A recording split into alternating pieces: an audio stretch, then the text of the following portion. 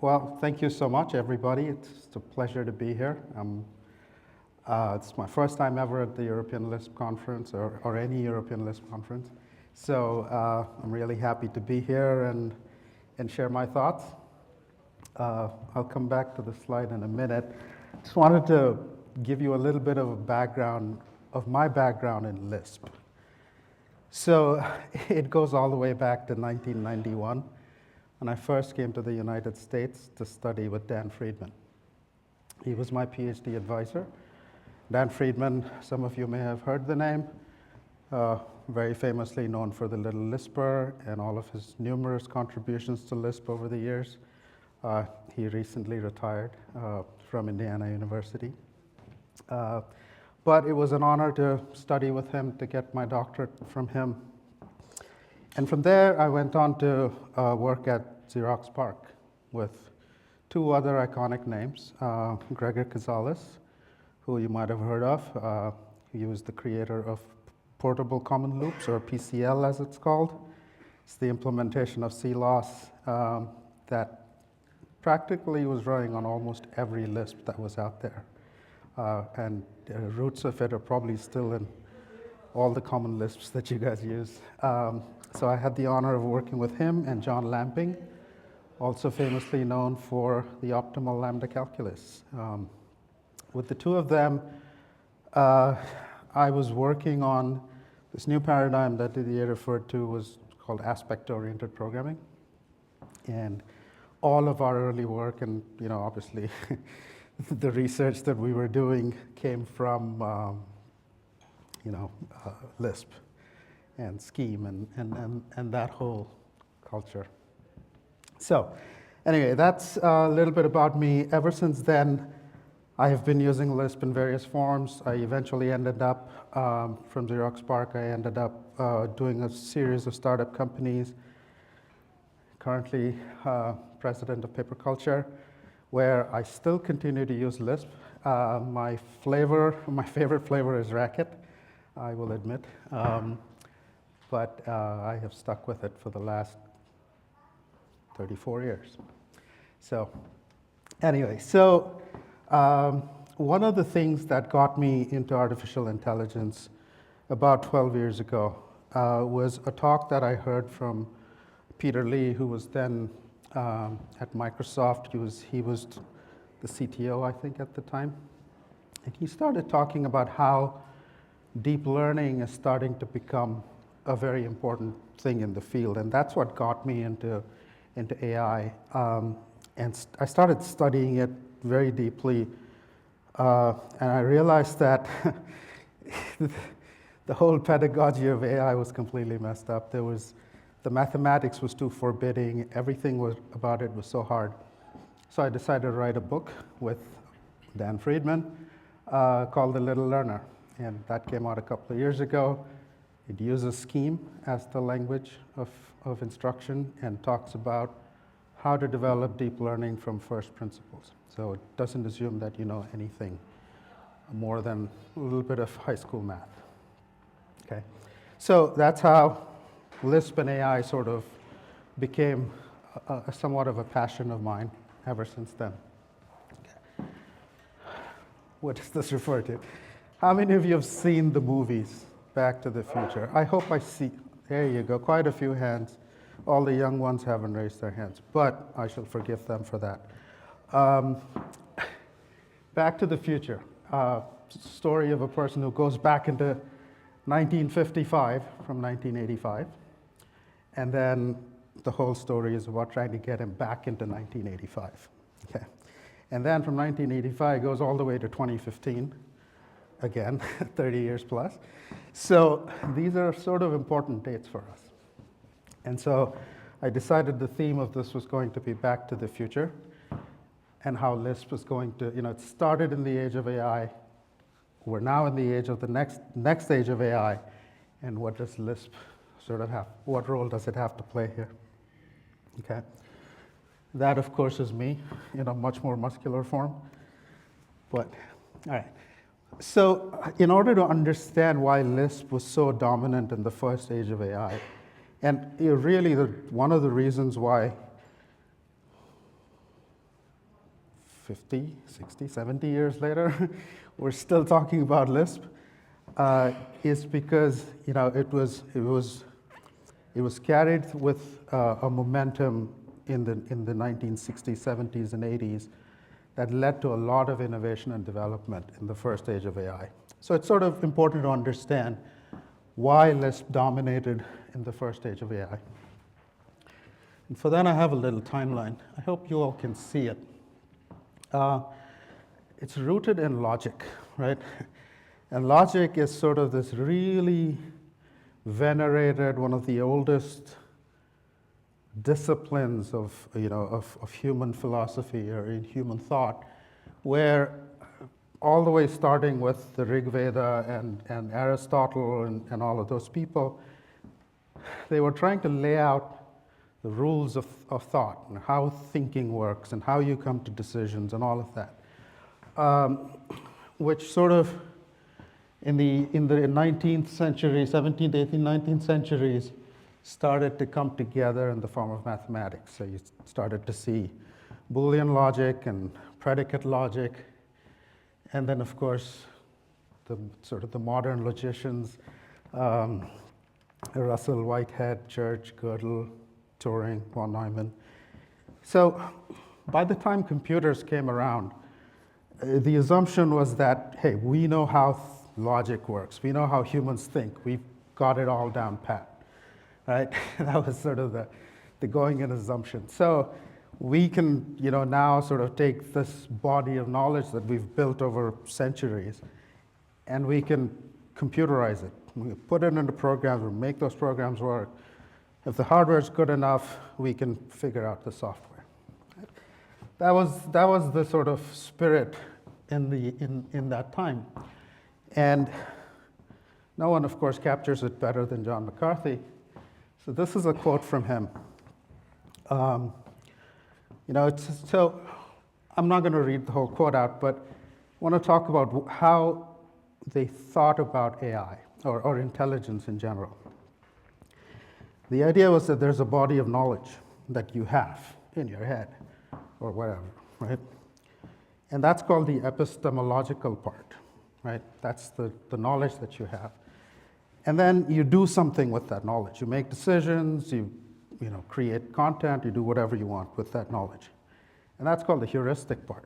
So all intelligence and all intelligent sort of applications in computer science are based on this philosophy that you build a knowledge graph and you act on it. Okay. So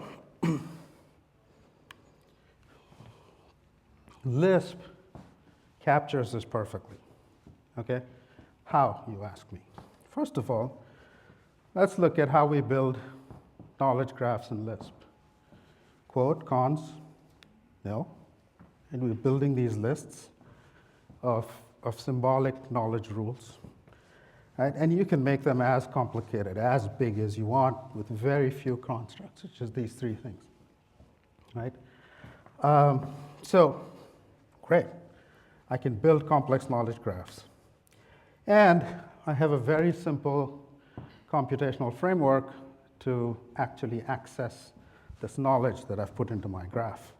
So you have your Karakutter lambda cond, right? Essentially what all you need, but of course Lisp has lots of other goodies like recursion, dynamic typing. It has a REPL, which means you can sort of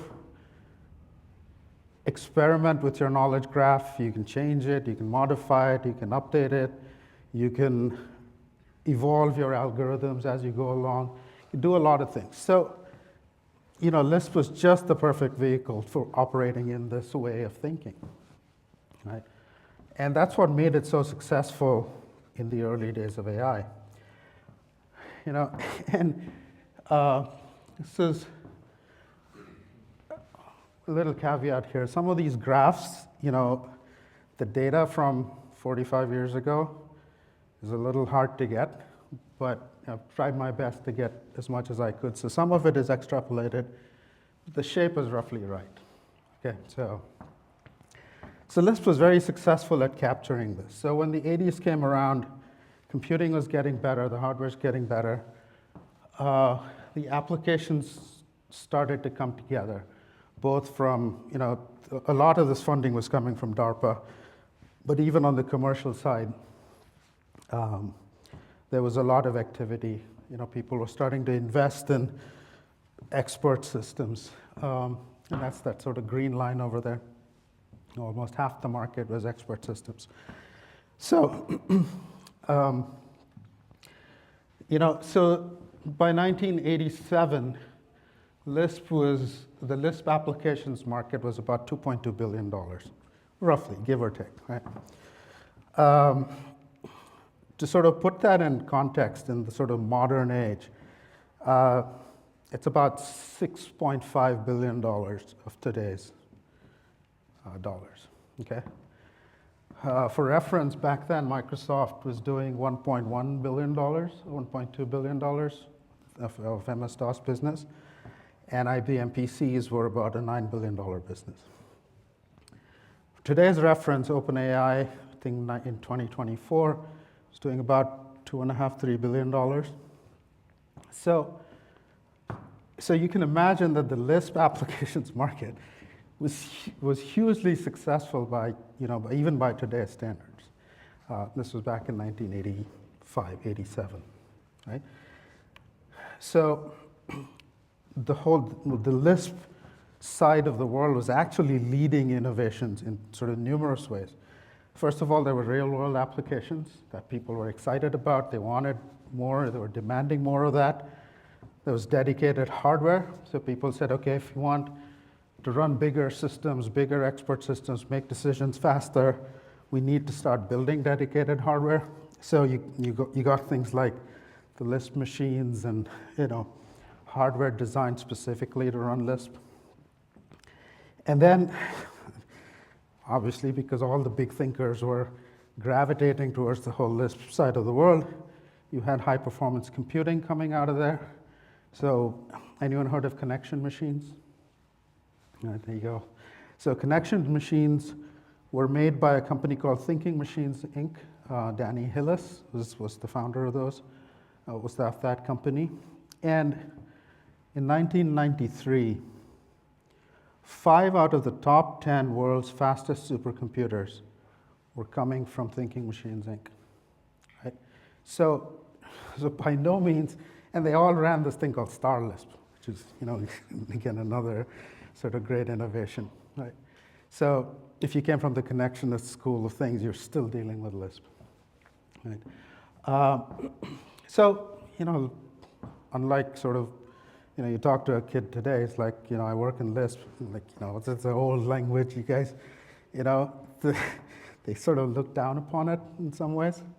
And it was a beacon of invention, a beacon of innovation, a beacon of sort of growth at the time,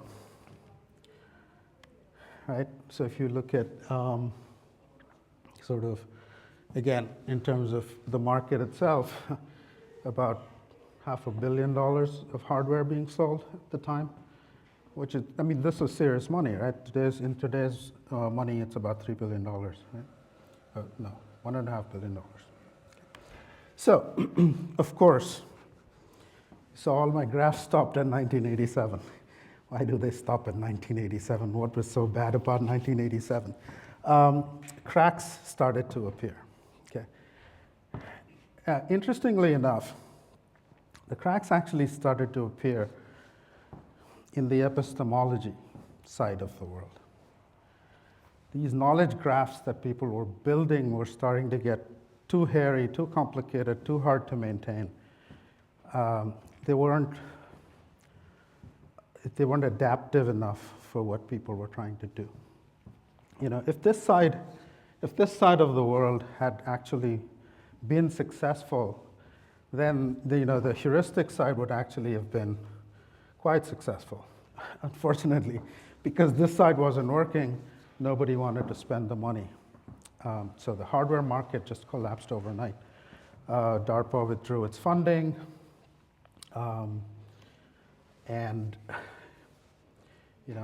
it sort of all came crashing down. So those are the rest of the graphs. which I did not show you in the earlier slides.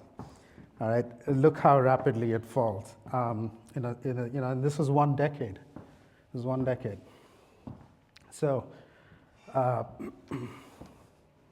that's when the second AI winter begins, in 1980s. But, so, with that, I'm going to take a little bit of a detour.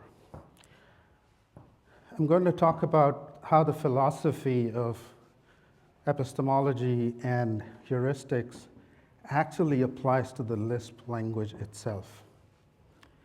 Okay? So, you can think of programs which are constructed, again, with nil quote cons, right? A Lisp program is just that. It is a knowledge graph in itself, right? It's a collection of data that you can manipulate. So your heuristics can actually manipulate your programs. Obviously, this gave rise to things like macros, which we all know and love. I hope there is no one here that does not love macros.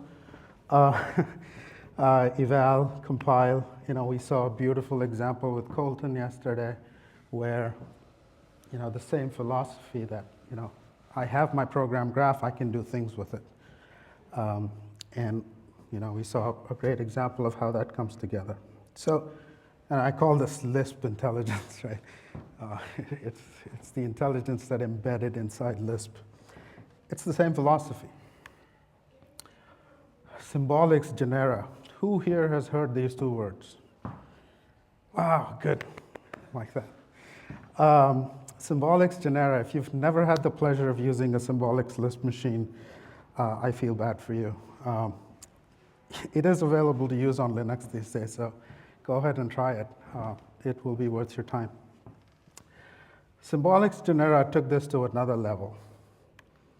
Okay, your whole system is the knowledge graph.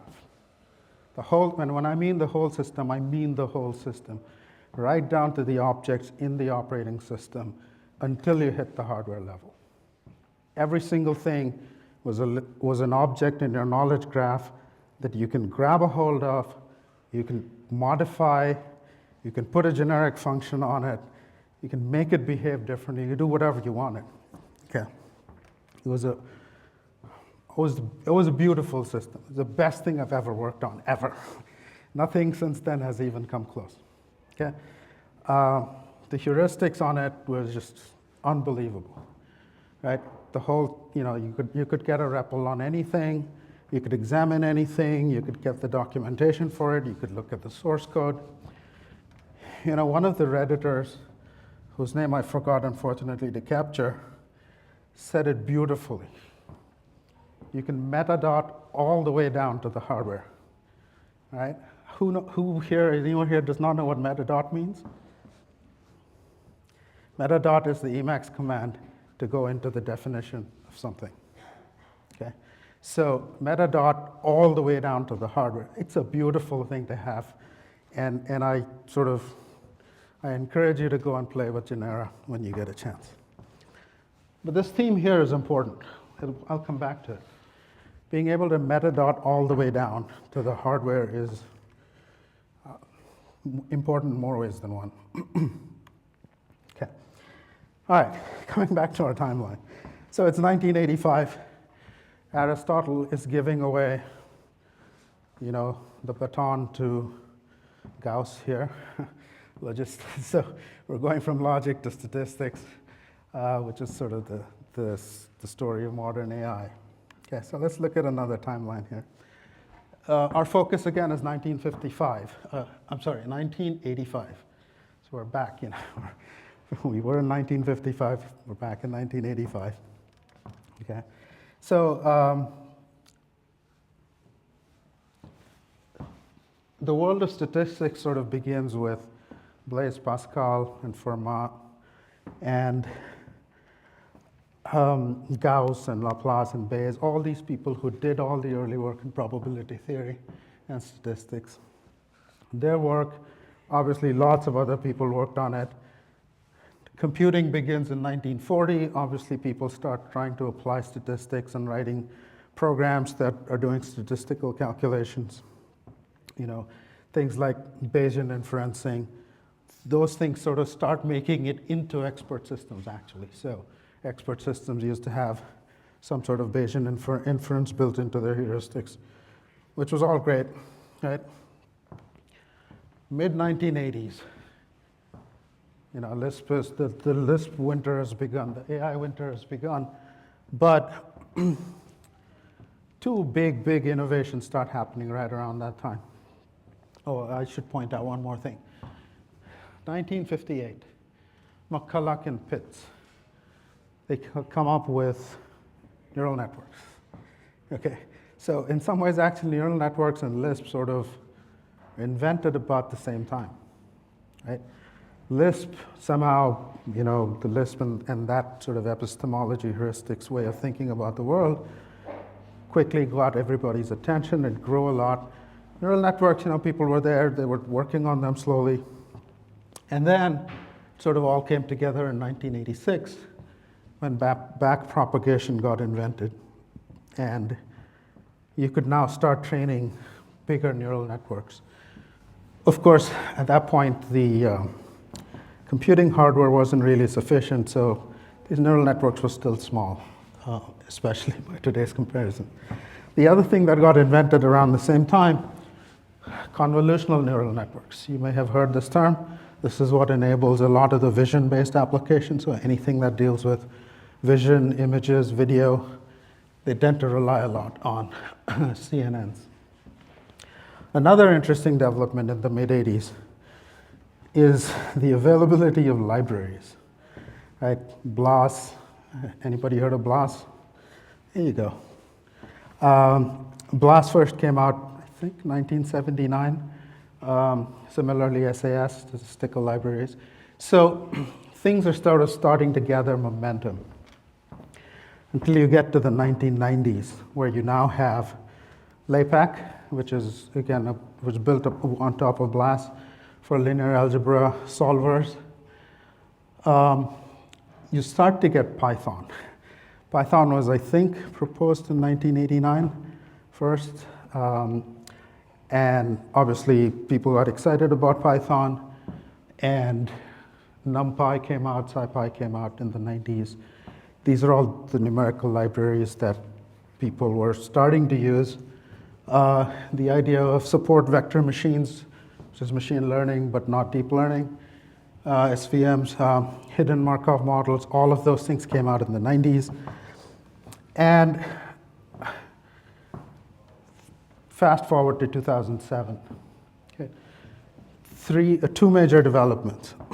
CUDA comes out, right?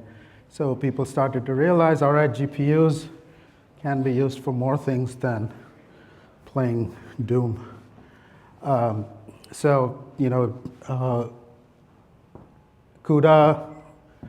comes out, and Theano comes out. Theano was one of the first deep learning frameworks, again, in Python, but it started to use CUDA as well, right? So this is sort of the dawn of the modern deep learning revolution.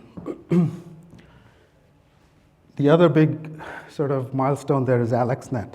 This was in 2012. AlexNet was the first neural net to win the ImageNet competition, which was a competition that they had for image analysis, image classification.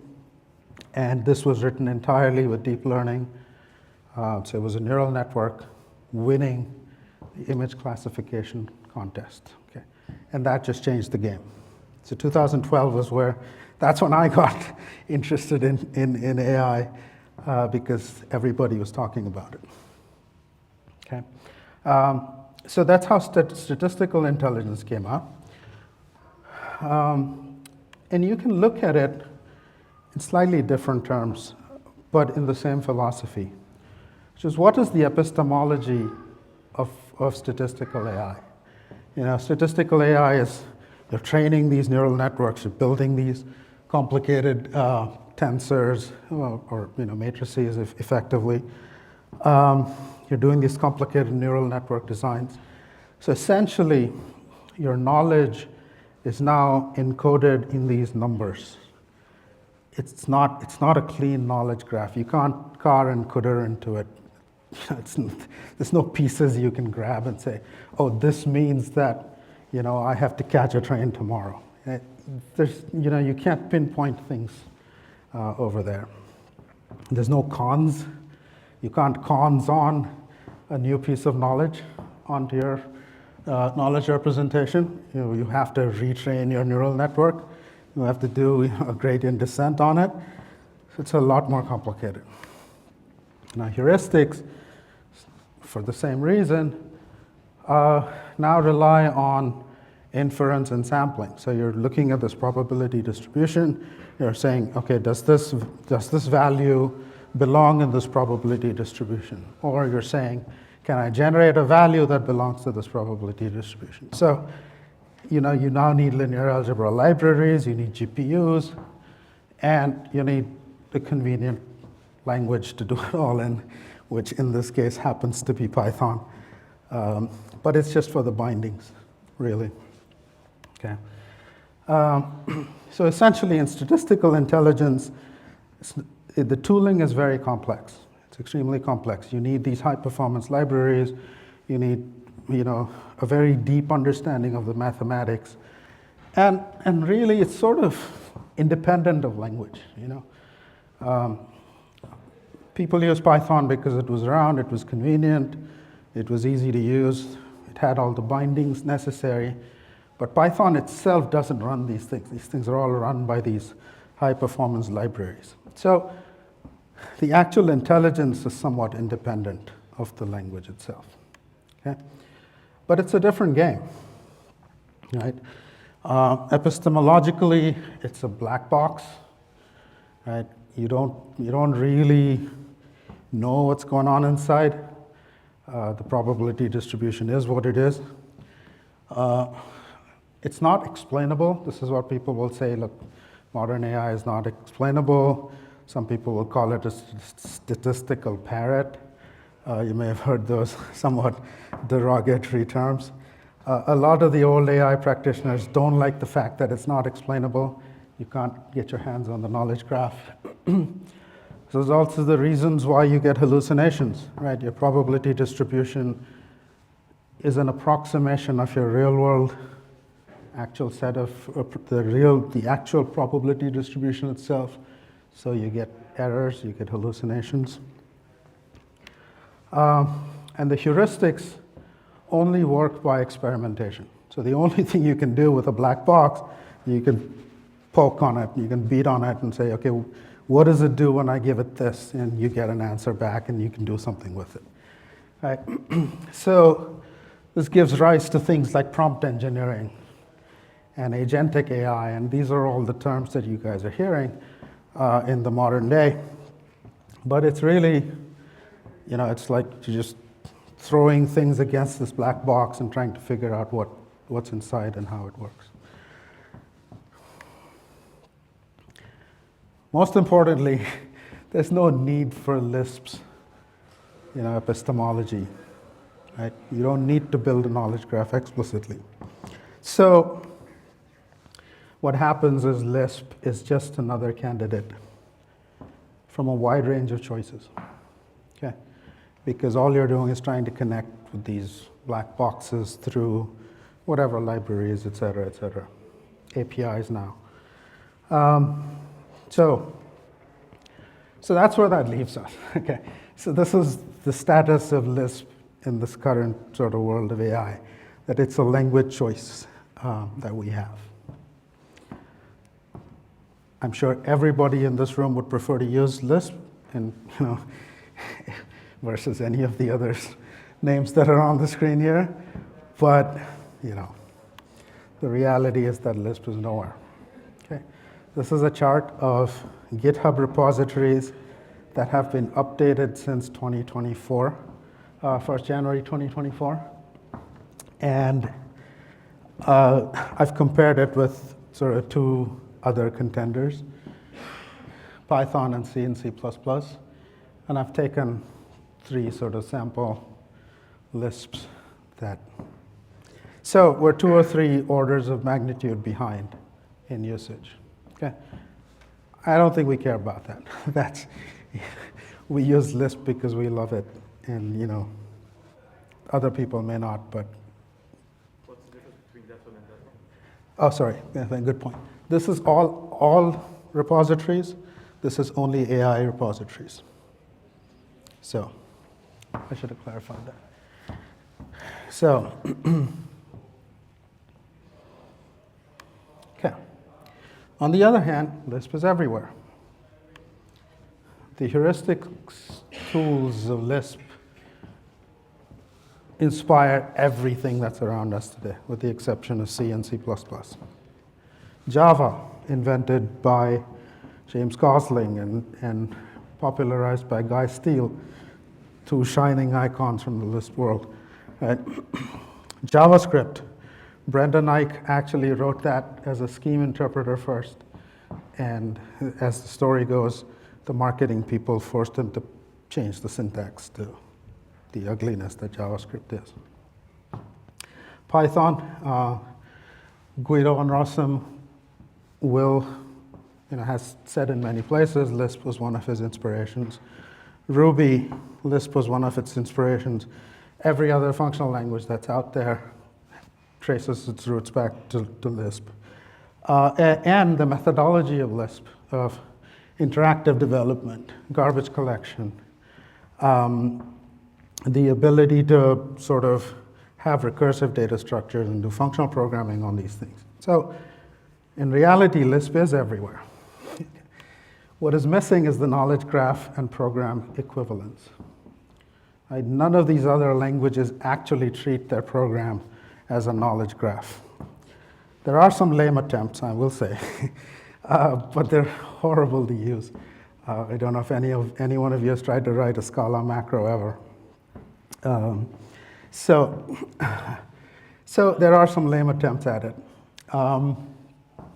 But, this is what it is. Lisp is actually everywhere. In fact, Peter Norvig, one of the great names in artificial intelligence, says Python is an acceptable Lisp. And he came from the Lisp world. Now he almost exclusively uses Python, but he thinks of it as an acceptable Lisp. Okay? So on the one hand, Lisp is nowhere. On the other hand, Lisp is everywhere. It's just not the kind of Lisp that we like. So now, we're in 2015 to 2025. And look at the next 30 years, 20 years from now, Lisp 2045. What role does Lisp have to play in the next 20 or so years? Okay. Now, if you believed my last slide, it's pretty much a candidate for doing development, but I have a slightly different point of view, mostly because of the view of the future that I have.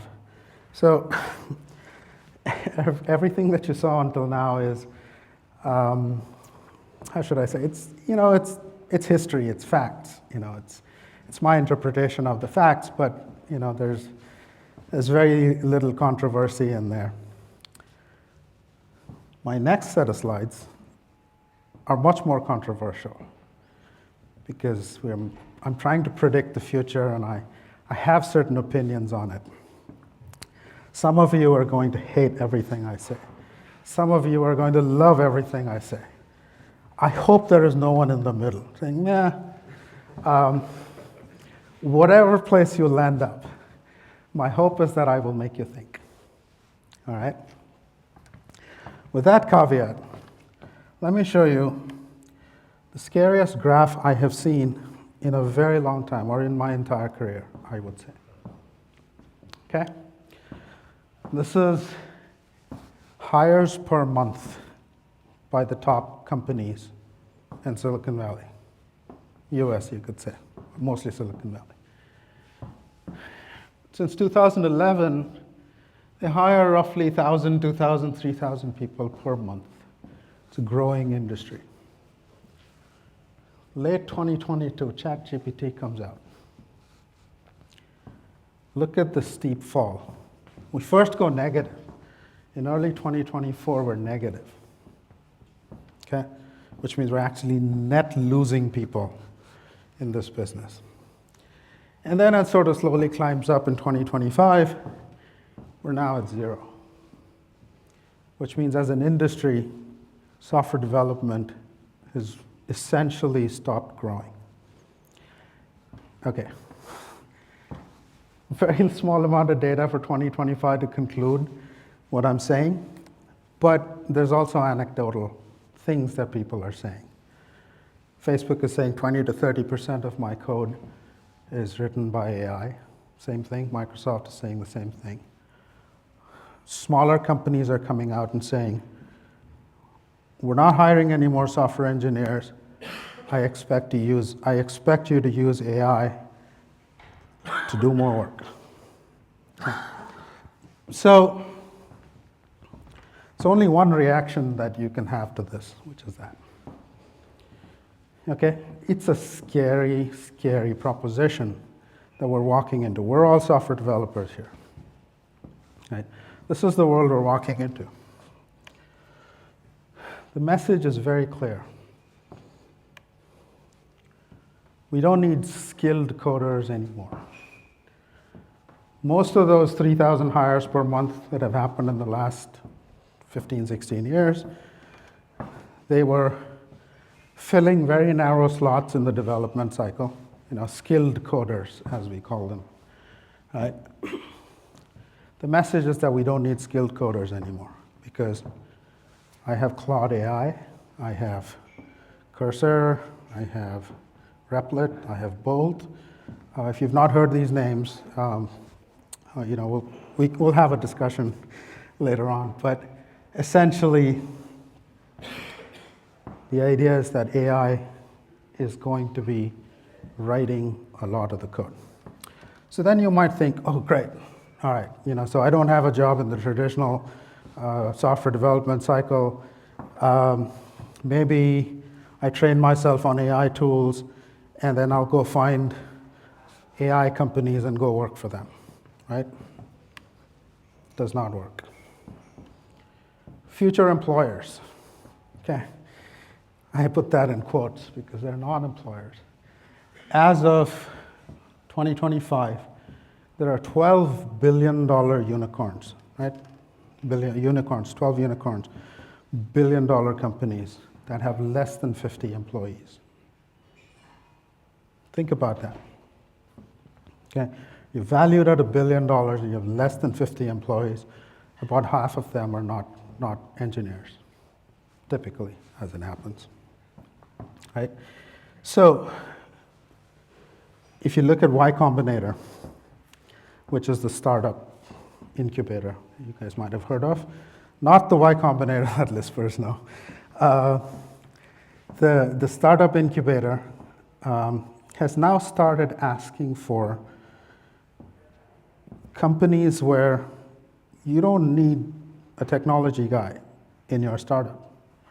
They're expecting you to have figured out the business problem, and you know enough technology to sort of go to an AI and say, build me this app. And the AI builds you the app, and you go try it out in your market, and you do all of that. So new startups don't need as many developers as they used to. So future employers sort of don't exist. Or it's not that they don't exist, the employers are not employing software developers to the extent that we have been seeing in the industry so far. So we're now looking at a very different world. We're looking at a human and AI combination world in technology. AI does all the coding. Humans are telling it what to build, right? AI still doesn't know what to build. Humans are telling it what to build, and that'll probably be true for the next 20 years, till 2045, which is the extent of my prediction here. So what humans are doing They're understanding, conceptualizing, designing, building, maintaining, evolving whole systems with very small teams and using lots of AI. Okay. So this is a very different world. You don't need skilled coders in this world. You don't need skilled coders. What you need are deep system visionaries. Technical people who understand the whole stack. You know, starting at the humanity of it. What do people need? What do people want? What is the emotional connection of people with my product or with whatever it is I'm building? How does that manifest into a UX and a UI? What are the algorithmics that I need in order to build my product? How do I put it all together? What are the libraries? What are low-level libraries, high-level libraries, language runtimes? If something breaks, I need to be able to go figure out what's broken, how do I fix it, whatever else, right? Even though I've not written the code, because the code has been generated by AI. So I still need to be able to do all that. I have to be able to metadot all the way down, because there's only 2 or 3 people who are running this whole big system. So you have to be able to metadot all the way down. You have to understand each layer of the system. Okay? So how does that tie to Lisp? I've given you a hint already. You want to be able to metadot all the way down. So how do we prepare this next generation of deep system visionaries? Okay. Now, this is my personal opinion. Teach everything in Lisp.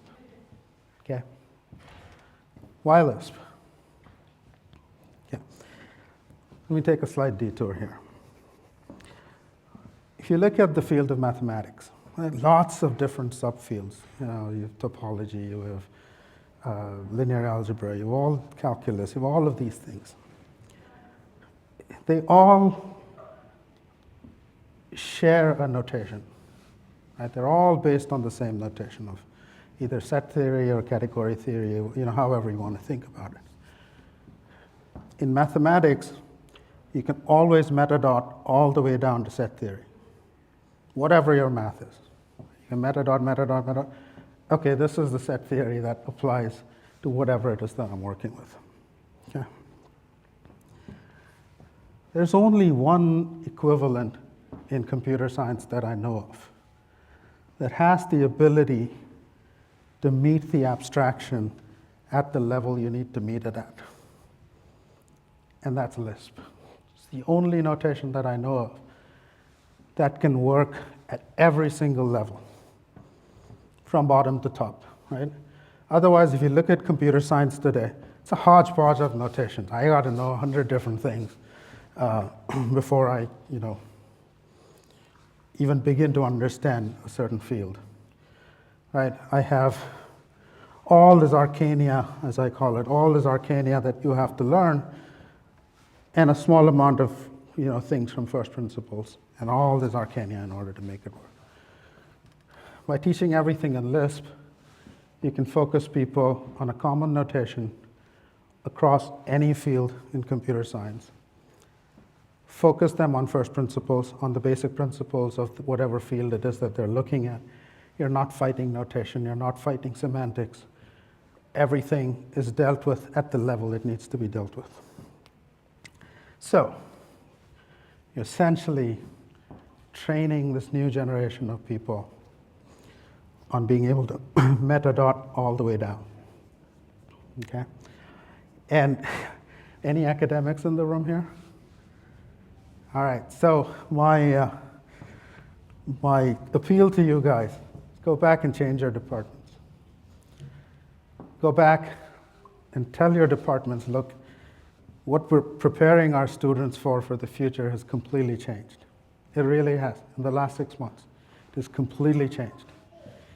If you don't change how you're training your people today, they're going to come out completely lost in this new world. Okay? So, with that, I will open it up to questions.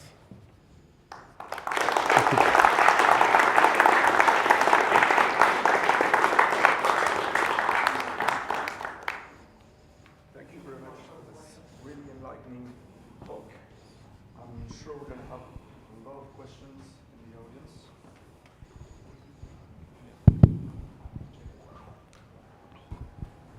audience. Thanks for the disturbing talk. Thank you. Would you mind going back to the slide where you have this drop in hiring of software Sure. engineers? So your claim is that this drops because of AI. No, actually not. However, I will explain that. Okay, but a lot of things happened in that time. It did. Right? It did. So COVID, Elon Musk bought Twitter and fired everyone, and so Yeah. justify again your claim in light of that, please. So yeah, no, so that's a very good point. I should have mentioned that. So yeah, not all of this drop is because of ChatGPT. It's not. There was a lot of overhiring during the COVID years. Okay, but the COVID years are just that last 2020 to 2022 and a half. Right? It's not a whole lot. It doesn't correspond to that big drop. Okay, so you're right. So it's partially attributable to COVID hiring, but as you can see, that's not the whole truth. So.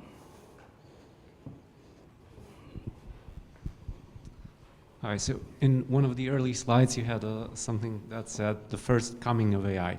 Was this a subtle hint at the second coming, and do you view AI as a future messiah? No, I do not. I'm an avowed atheist.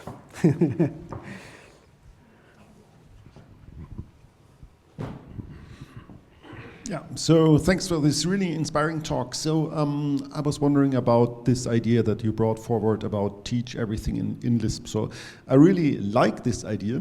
And I was just wondering, how do you see this, how this would work in practice, basically? So would this be more about teaching the principles, like starting from first principles in the little learner, or what would be your thoughts Yes, on I this? would start. I would start with things like that.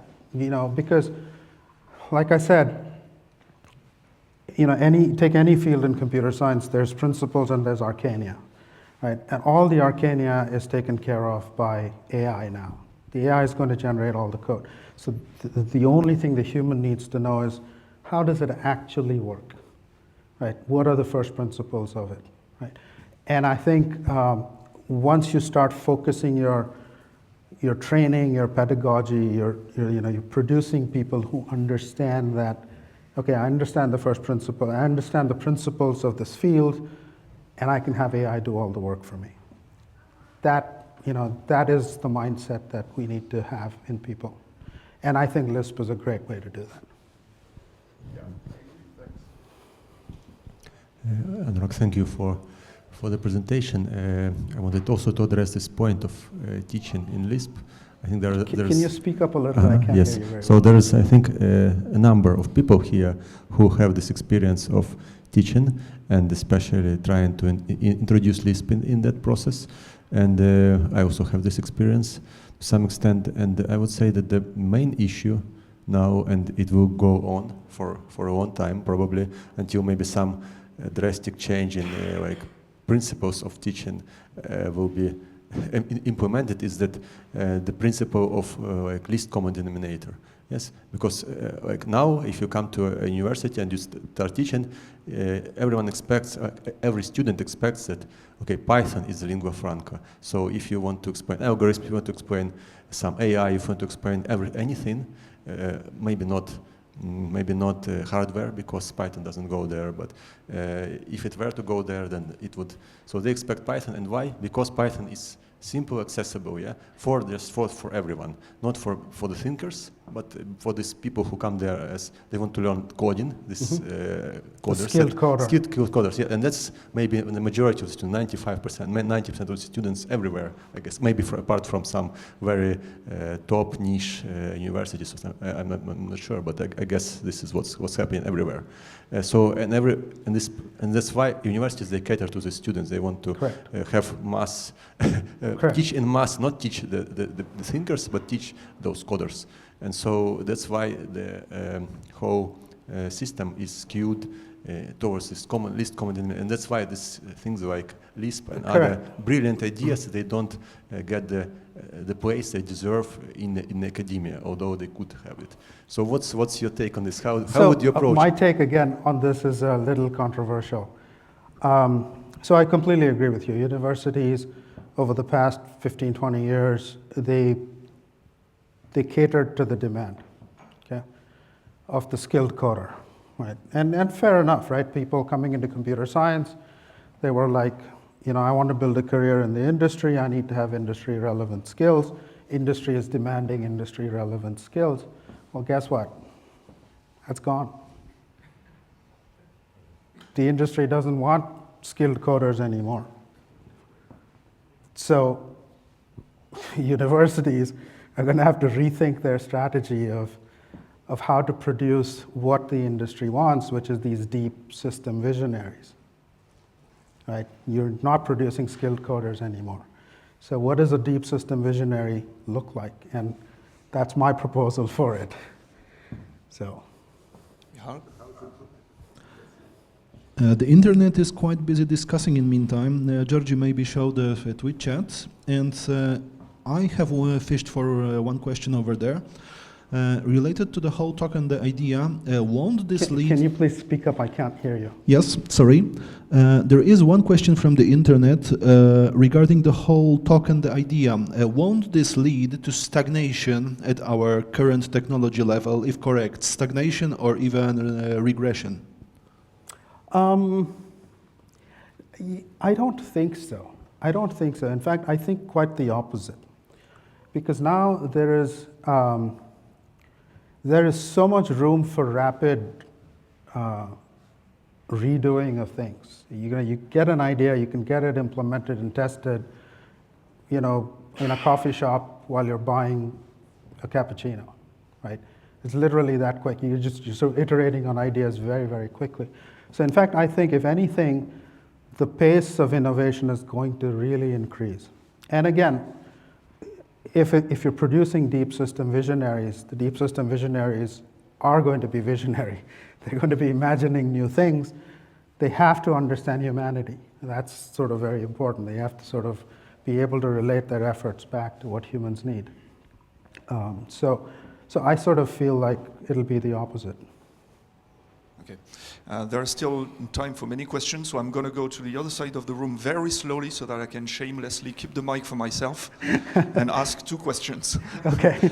First of all, I'm not sure I agree with the idea that we don't need skilled programmers anymore, in the sense that AI is hallucinating, as you mentioned, and will probably continue to do so. So maybe the programmers that we need are the ones which have a sufficient amount of skill to actually debug a hallucinated code generated yes, to by a certain AI. extent. I don't disagree with that entirely, but say the AI has hallucinated something, and you're like, you're sitting there looking at, let's say, for example, a gigantic matrix that has bad numbers. Now, if you didn't have the first principles of saying, how does this matrix actually work? You're not going to be able to do that. It is far more important for you to have the first principles, the principles of the discipline, to help you guide how you're going to debug. The language, Arcania is easy to get. So the other thing that's much harder to get. Okay, and my second question was, when you say metadot all the way down, that sounds to me like talking about homogeneousness rather than heterogeneousness in a complete system. And so I'm wondering if, could this be, for instance, the rebirth of hardware and software co-design? It is actually. I mean, if you looked at the most recent developments in FPGA acceleration of deep learning and other things, there are these systems that are coming up like Spatial and Clash, I think it's the other one's called, where you're actually developing software and hardware together in the same file, actually. And the compilers then go off and generate FPGA code to reprogram that. So absolutely, yeah. You want to be able to metadot all the way into the hardware. Yeah, so I'm referring back to the GitHub statistics of projects. How many of those other languages have run their own GitHub, or their own GitLab, their own Git repositories? Because Common Lisp has its own GitLab.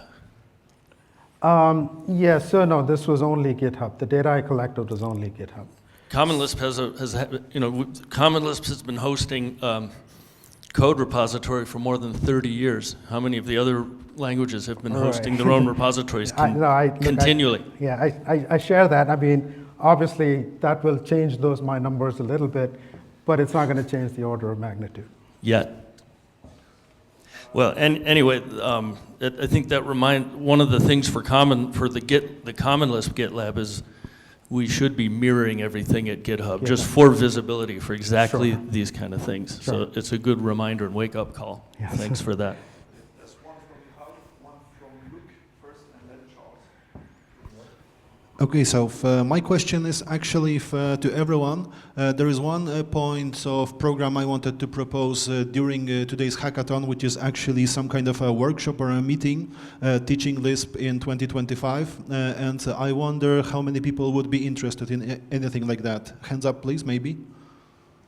1, 2, 3, 4. I guess it's enough, kind of. Okay, so I will talk with Didi and maybe add it to the program and find a spot for us. That's all from me. Thank you.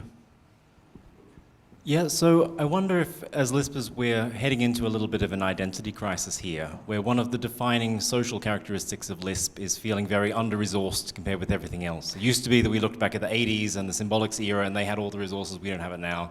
Then we look at GitHub and we see all of the man-hours going to Python, and we don't have that, and we're all about doing more with less.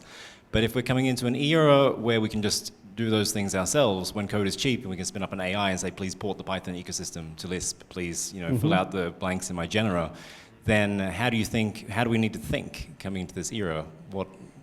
How should we approach that? So I actually, that's a great point. And one of the slides that I have, let me see if I can find it. Sorry, what am I doing here?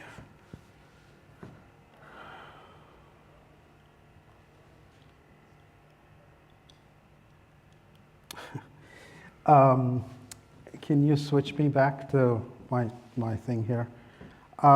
This is just a slide I cooked up, actually, just to put my thoughts together. What does language choice actually entail, right?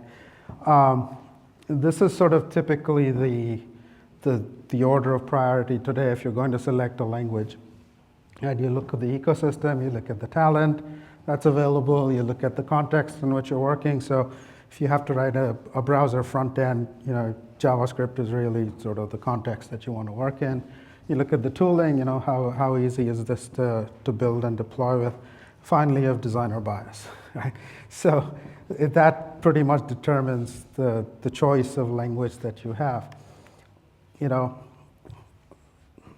With AI generating code for you, the ecosystem is largely irrelevant. Now, this is not, I say largely because there are big innovations, like you're not going to have AI generate a computer vision library for you. You are going to use OpenCV to do that. But you can have AI generate the bindings. Great, that's easy. So, so the ecosystem sort of is not as important anymore. Talent, not important anymore anyway. The context, maybe, now there's a website called codeconverter.ai that will generate any code from any code. So you want to write your front end in Lisp, and you want to have it generate, JavaScript. Just write everything in Lisp, run it through this website, you have a JavaScript front end now, right? So, it's sort of your context is a lot more flexible now. Tooling is still a little bit important, but sometimes, very often you can build the tool you need. Not always, but you could do a lot of things with AI. So what remains? Just designer bias. Just use your bias, do whatever you want. So just use Lisp. And in fact, I had actually another thought. There's 100 or so of us at this conference. You could pretty much take your pet project every weekend between now and the next 12 months and produce 50 projects, put it up in the open source. Put it up on GitHub, put it up for people to use. Your favorite projects. Suddenly there's 5,000 new repos that have gone up and all working. And it's just a weekend's worth of work. Okay, so I'm going to lead into my question with some similar controversial opinions. I want to see if it aligns with your vision of it. So even with before AI, I always thought that, like, before this new wave of AI, I thought that, okay, so the profession of skilled coder is going to go away soon. Mm-hmm. Because just like the profession of being a scribe went away, I don't know, 1,000 years ago or something, because now every domain-specific profession, domain-specific knowledge-needing profession, like being a lawyer or whatever, everyone knows how to read and write. So being a scribe is no longer something we need. Correct. And we kind of see that similar trend now where, okay, you're a physicist, you're a linguist, you're a biologist, whatever. Everyone's learning how to be a skilled coder in addition to their domain-specific knowledge. So I always thought this profession of skilled coding would go away. Mm-hmm. And so, especially now that we have AI and everything, I was wondering what you think of, like, this idea of people not being programmers anymore, but people being something else. And programming is just something that is their existing domain-specific knowledge. So how does that fit into your vision of, okay, so we have AI in the future, the sort of domain-specific knowledge and kind of humanity being like, we're experts in other things, first principles in other domains. And programming is just being relegated to what writing was relegated to with respect to scribes. Like, how does AI play into that now? Correct. So you're right about a lot of things. So as one of the things that I pointed out is Y Combinator is now looking for people who don't have to be coders. You're a lawyer, you have an idea, and you can generate an app with AI. Great, come, we'll fund you, right? So so that's sort of starting to happen. However, to do anything at scale, right, you need to have the engineering chops to do it, right? And that's where the deep system visionaries are going to come in. So, sure, for writing a small app on the phone, yeah, you don't need a skilled coder anymore. But if you have to build, a system that scales to 1 billion users, 1 million of whom might be online at any time, has to work all the way across the world, 99.99% uptime, then you need to start. You really need to know how the stack works. One final question here. Yes, thank you so much for a great presentation and the amazing journey you took us from the past to the future. I wanted to know your opinion because somehow it reminded me of an old lecture from a professor in the MIT. It's an old video, you can find it in YouTube on Introduction to Lisp. And he also takes people into an interesting journey into the past because he makes the analogy with the geometry. And then he says that the name comes from the old priesthood in Egypt when they were measuring the earth. And they thought they were measuring the earth for the floods of the Nile and to mark the fields again. But actually they were setting the basis for geometry, for formalizing, let's say, these notions about the space. And in the same way, he says, some people will look back to us in the future and think those ancient guys in the year 2000, they thought they were coding. But actually what they were doing was formalizing knowledge. And this comes with what you were saying, that the AI can do the coding for us because our mission is going to be more about the definition of the things. And any of us who has worked with end users and how hard is to have a clear definition of what they want. They actually know it after they've seen it, okay? And there is a lot of back and forth, what they really want, what they say, and what is really needed. But then in this paradigm that we only say and the AI is doing all the coding for us, there's going to be a lot of knowledge that somehow might be, let's say, the clarity, the transparency on this knowledge that is in this code might be a little bit lost by humans, unless the code is clear enough that is also human readable. I mean, another thing that the same person says always is write first code for humans to read and eventually for machines to program. So what are your thoughts on this? So at least the way the technology stands today, and I don't know how it will evolve in the future, the technology is very flexible. You can give it a lot of guidance on how you want it to generate the code for you. So I, in fact, have a file of Racket rules that it needs to follow when it's generating Racket code. So, and you can make this file, my file must be about, 100 lines or so, but you can make it 100 pages, and it'll follow every single instruction that you give it. So the technology is pretty flexible today. So you can get the code, yes, it hallucinates, yes, it makes mistakes, but it also fixes them. Sometimes it detects its own mistakes and fixes them. Sometimes you tell it, no, you made a mistake here, or it's like, oh, I'm sorry, let me redo that, and it'll redo it correctly. So there's, there's that, there's a Gen Z name for it, they call it vibe coding, which is just sort of, it is what it is. But I think it actually generates better code than most engineers I've worked with. So I think, that's sort of a little bit on us, on how we're going to use the technology. Okay, let's please give a final round of applause to Anurag. Thank you so much for your talk. And I think we're on to the coffee break now. Thank you very much. So, hi and welcome to my presentation. My name is Martin Arzmüller, and this is about a brief perspective on deep learning using Common Lisp. So, in a sense, this is I'm very happy to be here, and in a sense, the previous presentation set the perfect stage for my presentation, actually.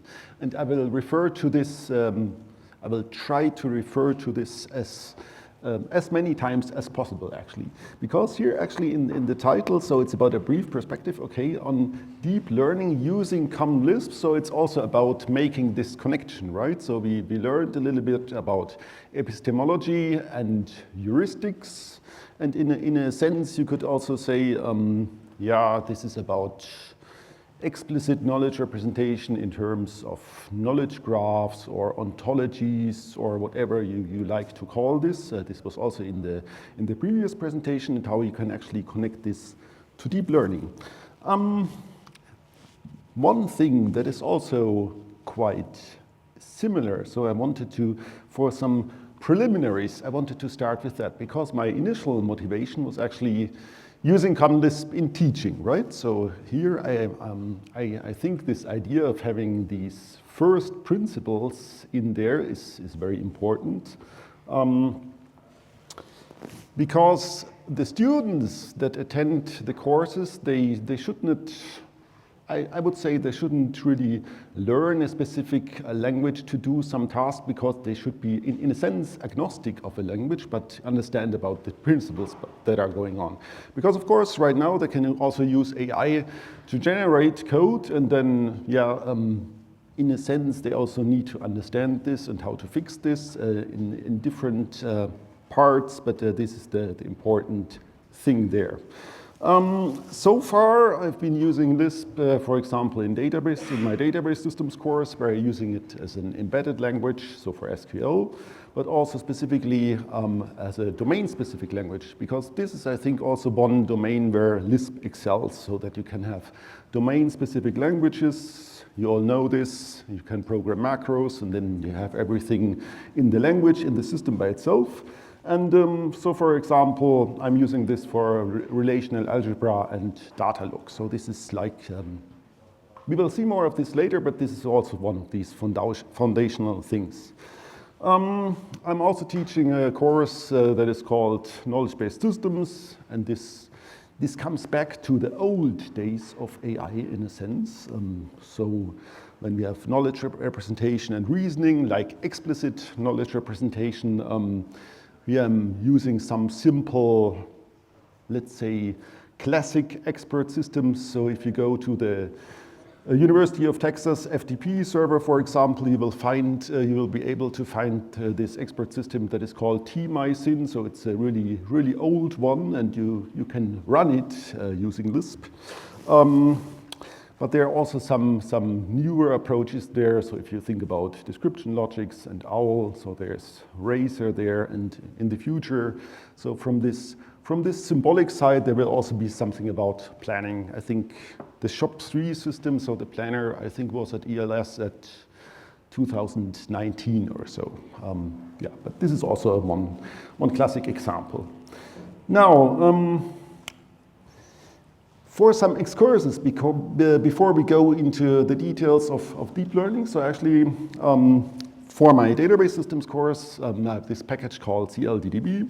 The basic idea is embedding a domain-specific language, so that really you have this application and the domain-specific languages that are built into common Lisp.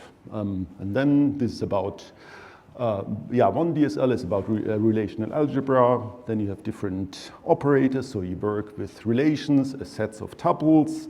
You have these 6 basic operators with which you can do anything basically in this relational algebra field. And yeah, that's it. It's really very simple. So I didn't put up any code, but you can find the code here. Yeah, and then you can play with it, and the students can also play with it, okay?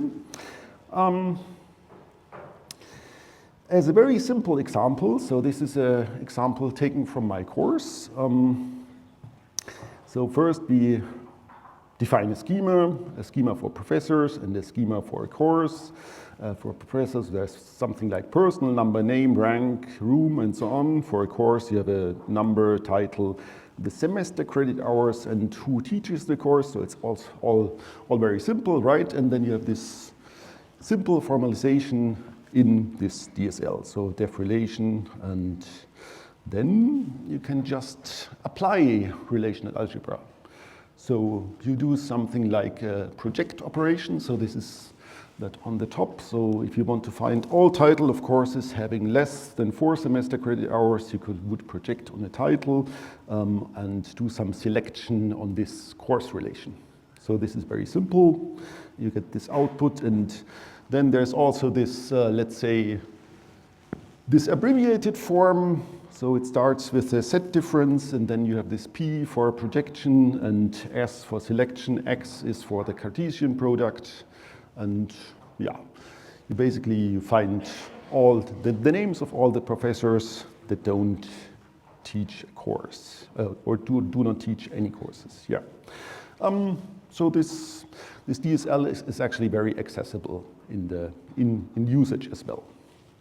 And it comes down to this first principles idea. So really understanding about these first principles, so the student can also try this out by themselves. Here is an example for SQL. So this is a little bit more elaborate, but actually in this with DB connection macro, a lot of different details are hidden. So this connects to the SQLite database, and then we go for the in-memory database by default, and so you don't need to specify any kind of commands there. You prepare the query, and then you basically query the the result here. So there's also a little bit of common Lisp code in there. Yeah. Now, starting from that, I was really thinking, so is there something possible with deep learning there as well? So is there something that we could do here, or that we could connect to here? Because, for example, in knowledge-based systems, there are some interesting topics for machine learning, neurosymbolic approaches. So this is about connecting what Anurag presented with, let's say, the statistical approach with maybe the classic AI approach, so that you have this explicit knowledge in there. But there are also some other things like physics-informed machine learning, where you could potentially really make use of Lisp's capabilities of being compiled to code, so instead of being interpreted like Python, for instance. So this could be useful. So yeah, I was thinking, what about a DSL for deep learning? How should those approaches be designed? Okay, this is a question for later, but actually the most important things, how to make this accessible in Common Lisp, which options are there, and which frameworks exist, and how can we integrate these. So this was my starting point in going for that. And yeah, for me this is relevant for teaching, but also for exploratory and interactive development of AI and ML approaches in Common Lisp in general. So this, yeah, maybe this is then more for you. So this brings me now to the agenda. So I will start with a relatively brief introduction to deep learning. We've already heard some things of there, so I will make this very short. I mean, we've heard about matrix multiplication, that this is very important, that there are these different libraries that make this possible. Then we will summarize some technical steps there, give an overview on these deep learning frameworks. I will go through several of the options, specifically those that did not work for me. Maybe I should have used an AI to generate all that code that was missing. Maybe this is the solution, but yeah, we will probably find out. I will go into some of these frameworks yeah, that worked, also go through some examples, and then also discuss some further options. And the important point is also in the presentation, I'm not going to share any links or URLs or so forth. These are all in the paper, okay? So if you want to find these resources, please read my paper for ELS, so it's all in there. Good, yeah, so what are these neural networks that this is all about? Okay, so these are massively parallel connected networks of simple elements, which we'll see right now. So probably, so who doesn't know about deep learning and how this works with neural networks? Okay, so this justifies that we go through this. Thanks. Now, so we have this hierarchical arrangement. So basically, it looks like this in a sense. So you have a set of inputs, then you have some weights that are assigned to these nodes, and then yeah, you combine the inputs with the weights in a sum. Then you have some activation function, or that gives you some non-linearity as an output of these nodes, and then you basically connect this in very complex ways, or in not so complex ways. But this is the basic outset of this neural network structure. The important thing is that you start with these inputs, then you propagate this to the outputs, and you get let's say in the simplest case, you get one output, and then you compare this to the expected output, and you get an error. And you need to transfer this error back through the network structure, and this is this learning process where you adapt the weights, basically. But for this learning phase, or for the build-up phase, what is important is the topology, this training phase itself. So there are different variants there, and also this working phase. But this can also be intermixed. For example, you could also, let's say, explore the topology of the network in order to optimize this learning process, basically.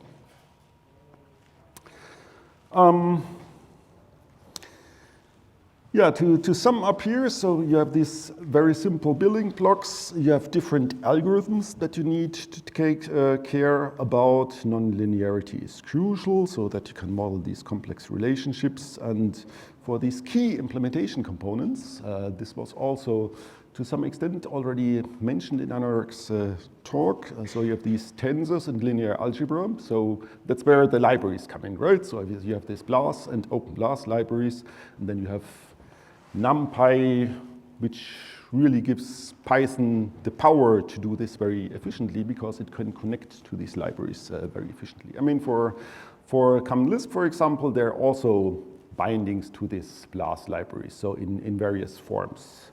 I think Gabor also has some libraries for this. What is also important is this auto-differentiation support, because this is being done in this backpropagation path, and of course GPUs, which are the workhorses for these kind of approaches. Now, just to run through these frameworks very briefly, these are probably also mostly known. So you have TensorFlow, PyTorch, so these are basically available from Python. There are also some C bindings or some C++ bindings. This is an interesting thing here because potentially you could also generate bindings for Common Lisp to these libraries, right? So for C it's a little bit more easy. For C++ it's a little bit more difficult. Yeah, so this is one of the challenges there. There's differences in support of GPU and CPU possibilities. There's also JAX, which is a nice framework for this numerical computing. There's Keras, which builds on all of these frameworks, which is a more higher level API, and yeah, is meant to do fast prototyping basically. And if you want to go for Java, for instance, there's also this Eclipse deep learning for J framework, for example. What is important here is the GPU support. So basically all these libraries or these frameworks give you the CPU support. Now when we look at these, we already see that there are differences in the languages. So you have this Python integration, you have a potential connection to C or C++, which could give you some leverage for connecting this to Common Lisp, or you could approach this from Java, right? So this is another option. But this, of course, depends on which Common Lisp implementation you would like to choose or which you would like to apply, right? Because, for instance, you might say, okay, maybe I want to use this deep learning for J and it's in Java. Okay, then let's use Clojure. Okay, this is not Common Lisp, but yeah, it could be an option. But this talk is about Common Lisp, right? But also ARM-Beer Common Lisp is an option, exactly. This is so ABCL. This could also work.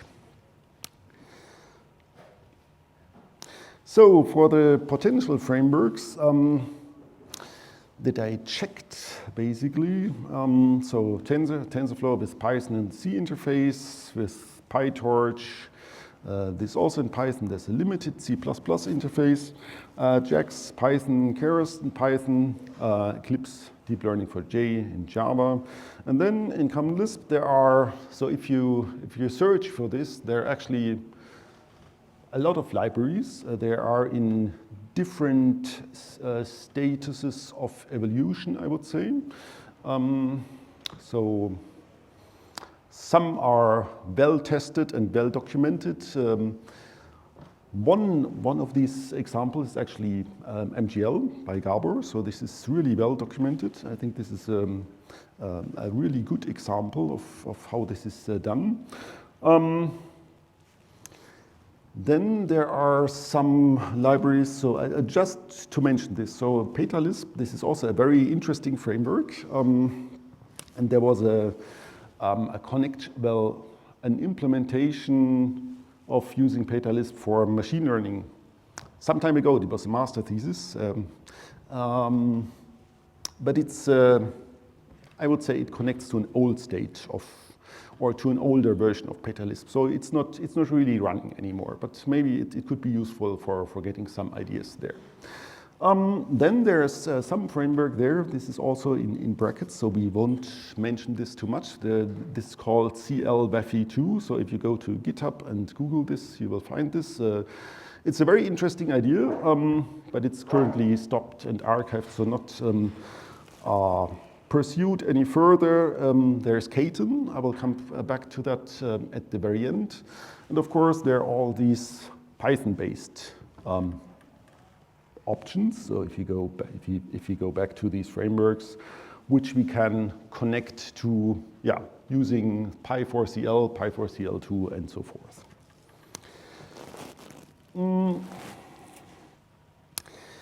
This brings me to the general considerations there. So of course, you could use something like that is connected by a foreign function interface. So for example, for C and C++, there are some automatic binding generators.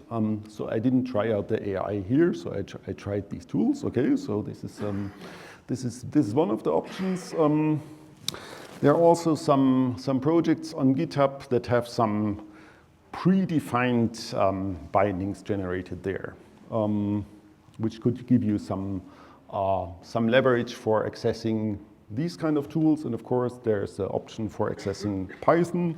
So Py4CL, Py4CL2. Py4CL2 gives you a little bit more, let's say, introspection capabilities for implementing or for connecting to this. And Py4CL2 CFFI, this is the newest addition to this set of libraries. I think this was presented last year at ELS. We will also come to this later, but this is also a very, very interesting approach how to do that. And of course, then there's this direct integration options for the different common Lisp implementations. Okay, now for this integration perspective and the different options. So I'll go through these options that did not really work for me. Maybe they could work for you, but so for me, they didn't really work. And I would probably also not recommend these.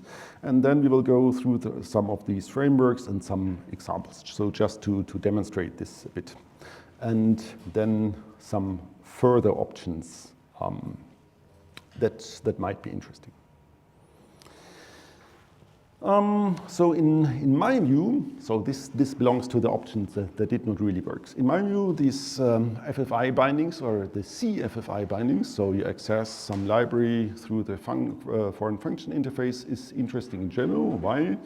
Because it's good for performance and also for the integration. So you don't need to go through another language and basically bind these things together. But there are several problems or stopping blocks there. So for example, about versioning, updates, the change of APIs when this is applied. So then you basically need to rerun everything for these binding generators and also adapt your API.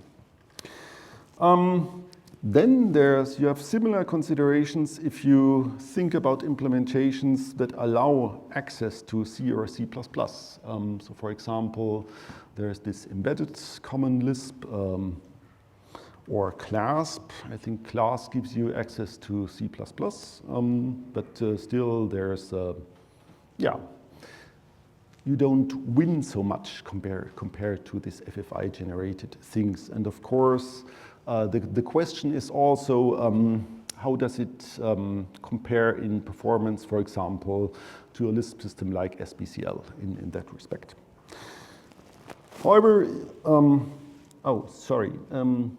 it should be Java. So this is incorrect on the slide. So ABCL belongs to Java, right? So it's ABCL would give you the option to connect to Java. And then, as I mentioned, interesting but somewhat problematic are these projects where CSFFI bindings were generated for TensorFlow, so the URL is in the paper, or CFFI bindings for PyTorch or to libtorch, and also this CLWAFE2 project, which is experimental, but it stopped. So it's currently archived on GitHub. So the frameworks that I focused on, or that I will focus on for now, is machine learning library MGL. So it also contains some things for deep learning. Then there's Py4CL. So this is very simple and very basic. It works in a stream-based approach. So basically, you start up the package, then a separate Python process is launched, and then the common Lisp process communicates with the Python process by streams, okay? In my limited experience, I would say this is relatively robust, whereas this other approach, so this Py4CL2 CFFI, which allows FFI bindings to the CPython program, is preferable in terms of performance. I think this was also demonstrated last year at ELS, and you can find the nice statistics and benchmarks on the webpage of Py4CL2 CFFI. So this is in terms of performance. So if you think about Python calls, then the CFFI solution is really superior. However, there are still some issues there. So in particular, you have this Python GIL, which somehow works against multi-threading in your application. So in the current version of Py4CL2 CFFI, there's also a multi-threaded versus a single-threaded implementation in the Git project, and actually there's some discussion of how this can be resolved. So I think last week there was some update so that this could actually be somehow integrated, but from a practical perspective, this is still something to monitor, I would say. So for the examples that I will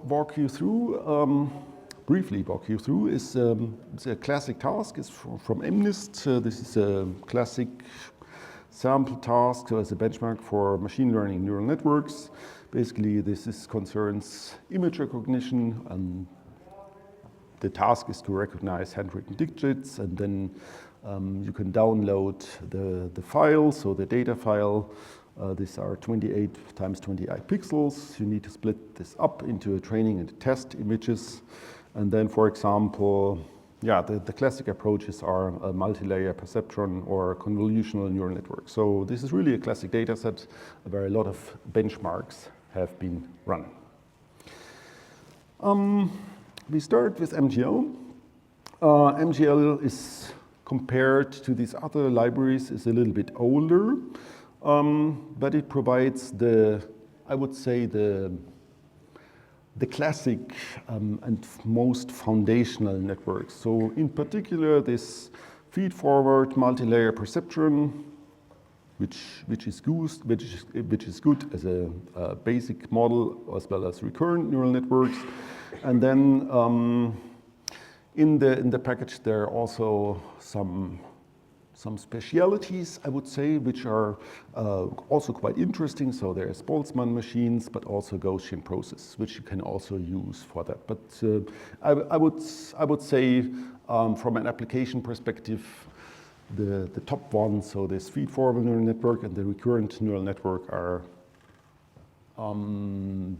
currently more en vogue, I would say. So for compared, I mean, these are also implemented in these other packages.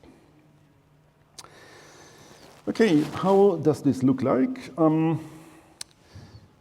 Yeah, this is the code that is also the code that is also in the paper. Just to give a very brief view of, so we have a build function. So this is mainly for comparing to these other networks. But basically here we define the inputs, then we define the different layers with specific activation functions. So here we have 3 layers, and then at the end we have a softmax layer, which should give the final classification. Yeah, and it's actually very, very simple to set up. If you compare this to these other frameworks, the code looks more compact because it's really in Lisp, right? So when we will come to the Python formalization, then the code looks, yeah, it looks a little bit like Python, but maybe with some clever engineering of an API, you can also adapt and change this. This is the example for Py4CL. So this is actually adapted from the Keras examples here. So if you go to Keras, and for the classic example, this is let's say a more or less line-to-line translation of this example. So first of all, we define the package, then we import different modules because this talks to Python, and then it starts everything. So we need NumPy, Keras layers, different data sets, and so on. Then we can actually define the number of classes. So these are 10 for the 10 digits. We have the input shapes. This is what I said with the 28 times 28 pixel images. And then, yeah, okay, we load the data. We have this training data set with the labels. We have the test data set. We specify a batch size and so forth. Yeah, and after that, we just construct the network. And here you can really see from the API, yeah, we just call the respective Python methods, add up all these different layers. And in the end, we train the model, and then we can evaluate this. Okay, this doesn't look too bad, so I really like this interface. So this makes it very simple to apply these things. Now, for Py4CL2 CFFI, this looks a little bit more elaborate. So actually, if you compare this to the code that is in the paper, it looks slightly different because I changed the formatting to make it better fit on the slides. Okay, so but essentially, it should be the same thing. Okay, here I have some helper functions. So I want to generate a Python symbol. Then I have some helper functions in the end, or well, some helper functionality because this is a macro for invoking a Python method. For getting to these functions, so if you compare this here, here it could just import the module, so basically importing Python packages. In this case, I defined all the Python functions that I need step by step, because when you try this out, you will find that there are sometimes some exceptions, so some floating points exceptions. I think this is also one thing in the package that is still being debugged, but if you do it in that way, then it will just run, okay? Then we define the different parameters. I thought it would be nice to have a helper function that actually gets you the data. So here you can see you can really invoke a Python method, so a very basic Python method to get some array data out of there. And yeah, you just apply this, and here we see the rest, which looks very similar to this Py4CL thing. So we load the data, we have the training set with the labels, we have the test set with the labels here, and then we just construct these different models, so adding up the different layers. And after that, we compile our model and then also evaluate this, right? So also looks relatively accessible. So this is one example of how this can actually be done in using Py4CL2 CFFI. Now, if we compare these frameworks that I just had, so MGL, Py4CL, and Py4CL2 CFFI, actually that should be it. It depends a little, so from the API level, it depends a little bit because MGL actually gives you in principle the option to also tune these basic elements that work on your models. So for example, you could specify specific loss functions, for instance. If you want to do this in Lisp for these other frameworks, this would be, I think, relatively, I mean, it could be done, but it would not be so integrated as with the other framework. Then for this bridge of having the connection there, there's obviously the difference that MGL is done in Common Lisp, and for Py4CL and Py4CL2 CFFI, this is stream-based or FFI-based, and then you have these different models implemented in MGL, and in the others, of course, it depends on the used library. And for the expansibility, you either have the option to do this in Lisp or in Common Lisp and Python, because actually so in that case, here there's not so much choice for the Python part, because if you want to really go into these details there, then you would probably have to do that in Python. So but some things can be done in Common Lisp. Now, for some further options, I mentioned the Skate project, which you can find on GitHub, and this is also a very interesting project. So it's still in development. I think it was started like last September or last October. And the idea there is to focus on a machine learning framework that does not really do all the learning stuff, because that is what these other frameworks do, but focuses more on the inference or on the deployment of the models. So Katan itself is an experimental deep learning compiler being done in Common Lisp. So because it's easy to write these compilers, or relatively easy to write the compilers in Common Lisp, and it actually supports several backends. So if you want to check out the project, this is really a very interesting project in my opinion. Unfortunately, development has stopped a little bit up to now, because I think the main author started to study at some university in Japan, but maybe the steam will pick up at some point. So yeah, but let's see. At the current status, I would say it's more a proof of concept with some LLM and image classification examples. So this really works. There are some demos there. And this could be an interesting direction for Common Lisp implementation, so also targeting different backends.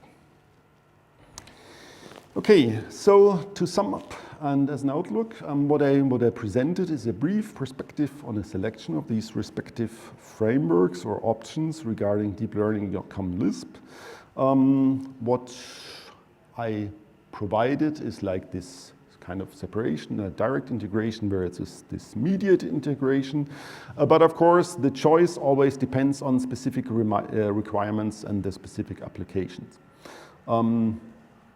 So what do you want and what you need? For example, is it possible that you just want to connect from your Common Lisp program or from your Common Lisp system to some external system that runs some long computation, and then you just get the result? So in that case, it's probably relatively simple to connect to one of these Python frameworks. If you need more, so if you need to tune these things more, then one of these other frameworks might be more interesting. And yeah, this was also shown in these implementation examples. For future work, what I see is like a detailed evaluation of the respective frameworks, because of course this is all about benchmarking in the end, or this is a very interesting point, but benchmarking there is also a good question, because what do you want to benchmark, right? So you would probably need to define a specific set of benchmark cases, and there's a large space for this. So what you could benchmark, but this in general, this is a very interesting thing. And then also some considerations about further deep learning architectures. This is something that would be interesting. For example, if you think about graph neural networks, for instance, then this is, of course, contained in the Python frameworks, but this is not something that I found in the common Lisp ecosystem so far. And with that, yeah, I'd like to conclude. Thanks for your attention, and I'd be happy to answer your questions.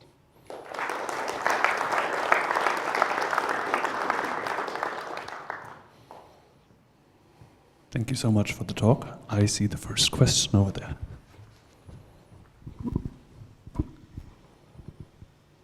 Thank you. Very interesting sort of comparisons that you have carried out. I was wondering if you had a chance to look at JAX a little bit more, because the way JAX actually works is to use XLA, OpenXLA, and that whole tool chain, which is very easily accessible with the Sleep C++ API. So I was wondering if you have any plans, or have you thought about it, or tried it out, or something like that.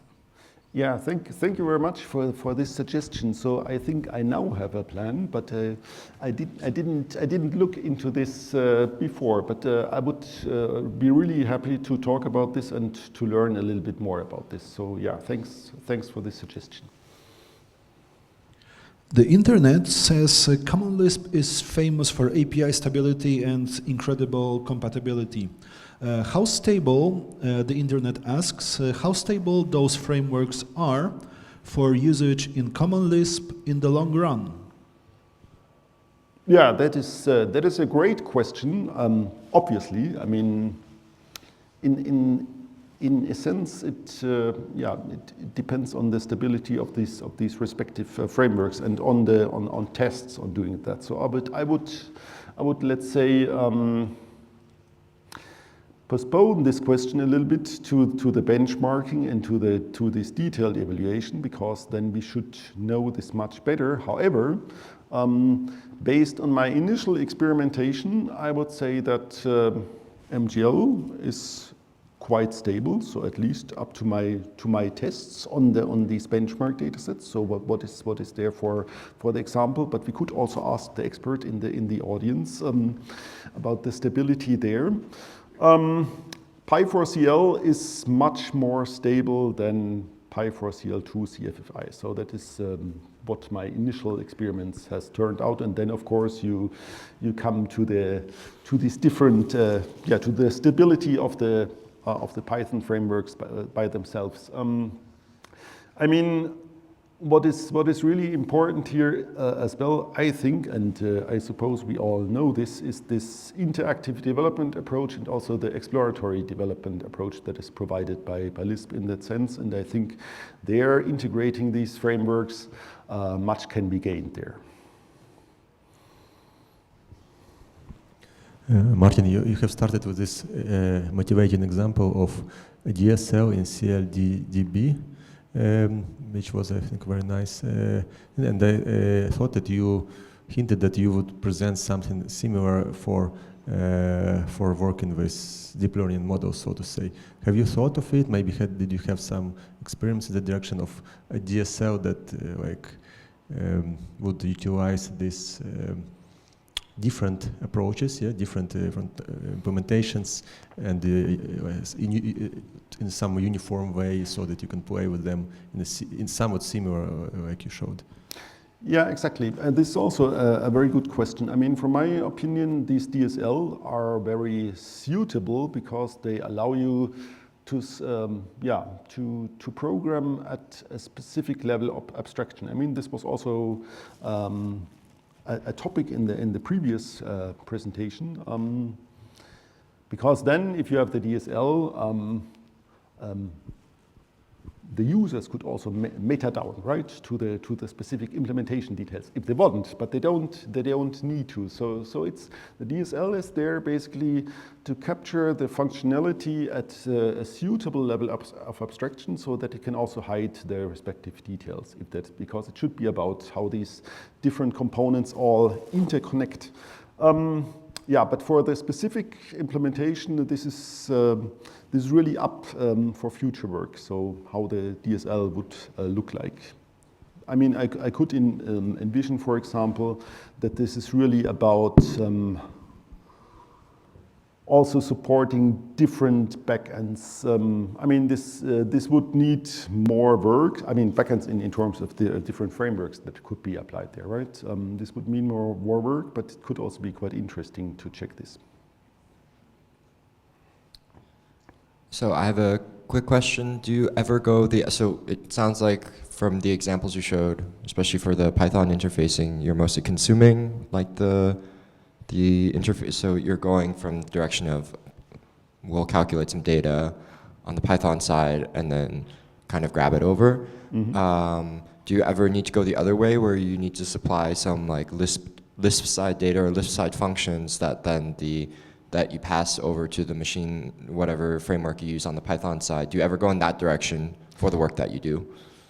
That is, of course, an interesting direction. So this is something that could be that would be very useful when you want to really extend those frameworks. So from using that from the Lisp side, and then some efficient mechanisms would be very important to have this. But in my work, up to now, this is not something that I have explored. I think we can afford one last question. I have a sort of spicy question. There's been a lot of haranguing about Lisp being a great platform for knowledge representation, S-expression, symbolic computation, and so on. Many of these deep learning libraries, as a part of them, are exactly this, representing graphs of computation, auto-differentiation, and so on. Why don't you think Lisp has sort of had an explosion of even experimental deep learning frameworks if everything we've been saying in this conference has been true? Yeah, this is, of course, a difficult question. I think this somehow, this comes down a little bit also what was discussed by Anurag in the previous presentation. I mean, somehow this magic of deep learning that is, let's say, being exploited by Python is in the end due to the libraries, right? So because it's fast, and then you can use these libraries. And then, yeah, we heard this before, Python as what was it, as an acceptable Lisp, right? So this was so it's kind of good enough, maybe, for some purposes. So in that, like in scripting or in putting these things together, then this is good. The question about computational graphs and so forth, this is a very interesting question. I mean, of course, yeah, so in a sense, from a technical perspective, I would say this also depends a little bit on the specific implementation. So on handling arrays and so on, for example, on SPCL, I think there have been some recent developments. So I'm monitoring the commits mailing list a little bit. So there are some improvements. But yeah, I think in the end, it comes all down to these libraries and to the connection there. So to explain the success, basically, of the competitors. All right, then thank you very much. Maybe another round of applause for the speaker, and then we can go to the lunch break. Thank you. You don't need to know, stop it.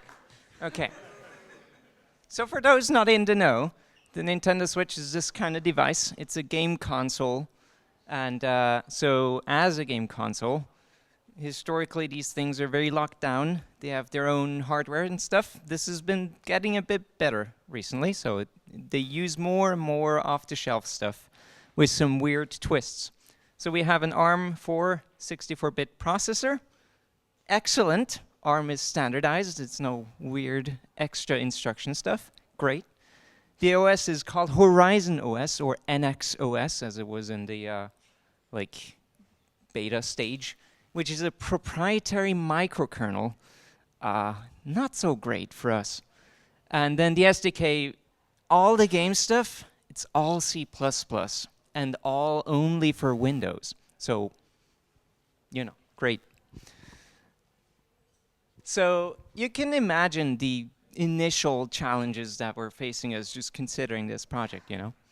So everything is proprietary and under NDA. If you Google for stuff, you find all the illegal things, or the gray legal things, which is like people are reverse engineering the hardware and the OS and like jailbreaking and stuff. Everything else is unpublished. So the OS is not BSD or even POSIX fully, which is, you know, so we need new abstractions for that stuff. And then, you know, now that we have access to the SDK and all this stuff, we can look a bit deeper into things, and we realize there's no inter-thread signals. And if you know a bit about GC, that's going to make you wince a bit. Even worse, we're not allowed to create executable pages. If you know anything about Lisp, this is going to really make you scared, because this is how we do pretty much everything. And then if you know details about SBCL and so on, we have ASLR, which is like when the program boots up, it puts memory in random locations, so it's a security feature. And SBCL does not like this, because historically it does other things. Okay. So, yeah, go ahead. Oh yeah, so we have all these problems, and how do we solve these problems? Okay, so we have to only publicize our own interfaces, that's okay. And then how do we deal with C++? Well, SBCL is written in C, but C and C++, they can work together. You have to munge the build systems a bit, but this is actually a manageable problem. Maybe there's some C++ keywords inside the SBCL definitions. It's okay, we can figure that out. For the GC stuff, okay, well, we have to do save points because we don't have inter-process signals. On Linux, these are used for the garbage collector to stop the world when you have a multi-threaded SBCL program. But actually on Windows, we don't have inter-thread signals either, so there's already an existing save point mechanism. But this isn't enough. There are more problems, and we'll talk about that later, because it's not that easy. And then, okay, so what do we do about this you can't create code at runtime? Basically, that's what this executable pages constraint is. And Lisp is all about creating code at runtime. Even like the object system calls compile for JIT. What do? Yeah, well, we have to try and compile everything as much as we can ahead of time. And so, yeah, we cannot bootstrap SBCL on the switch itself. So we need to find a different solution. So what we did was we compiled everything on Linux using it as a surrogate. So sort of like, okay, yeah, we can't do it on the actual switch system itself because we have no facilities to do that. Then we use a special tool that was developed beforehand for something else, but it's called shrink wrapping. We'll get into more details about that, but this kind of helps us with the surrogate process of using a different operating system host that allows us to bootstrap the SBCL. Okay, so what do we do about this address space layout randomization? Because historically, Lisps do not like this. Well, we just had to make everything relocatable, and this also took some effort. So, yeah, let's just talk about the history of this project a bit. So, yeah, if I remember correctly, we had some preliminary discussions on IRC back in 2022, but then we actually met in person for the first time at in Porto, and we talked about it. It's like, this would be a fun idea, but it probably makes no sense. There's no way this could ever work. But I was like very optimistic, like I can do it. You know, I've done crazy stuff before. Let's do it. So this is like ignorant optimism. So, but then we actually came up in the next conference. We started talking seriously about it again, and Yukari was very much like, okay, let's do this. Let's draft out a contract, like work what we can do. And we did this in the airport because we were both there at the same time. Very good. And then the following months we were, very motivated, got a lot of the initial work done. And then, I don't know, there was a long break, and for the next 2 years, sort of like maybe 1 month in 2024, 1 month in 2025 this year, where we kind of got, where I was debugging the GC remaining issues after all this initial work. And then we actually got some game engine examples working earlier this year, and we even got Candor running for the first time. And, well, it's not that simple, so we'll keep going. Yes. So the usual SBCL build system is proceeding in sort of these phases where it starts gathering system information about like what do we have, what do we want, spits out a bunch of files. Then it runs a thing called makehost1, which does a bunch of like questioning the C compiler about what are like the address spaces and like page sizes and so on. And then you call maketarget1, which actually compiles the GC and runtime bits of SBCL. And then it calls wait, that's makehost, sorry. And then makehost2 is where you start cross-compiling stuff. So you use some kind of surrogate system that can run everything, can run arbitrary Lisp code, and you use that together with this information you gathered in the previous steps to build an initial compiler and a sort of a cold core, as it's called. And then you actually run everything else on the target system. So this is where like our main issues lie, because we can't do this step on the switch itself. So in order to adapt this, it's gotten a bit more complicated. So this graphic is meant to signify that we basically have two separate SBCLs that we build. The first one is the one on the left that we actually want ultimately, and the second one on the right is the one we use as a sort of surrogate host. So we build config and make host one twice, once for the Linux surrogate and once for the actual target we want.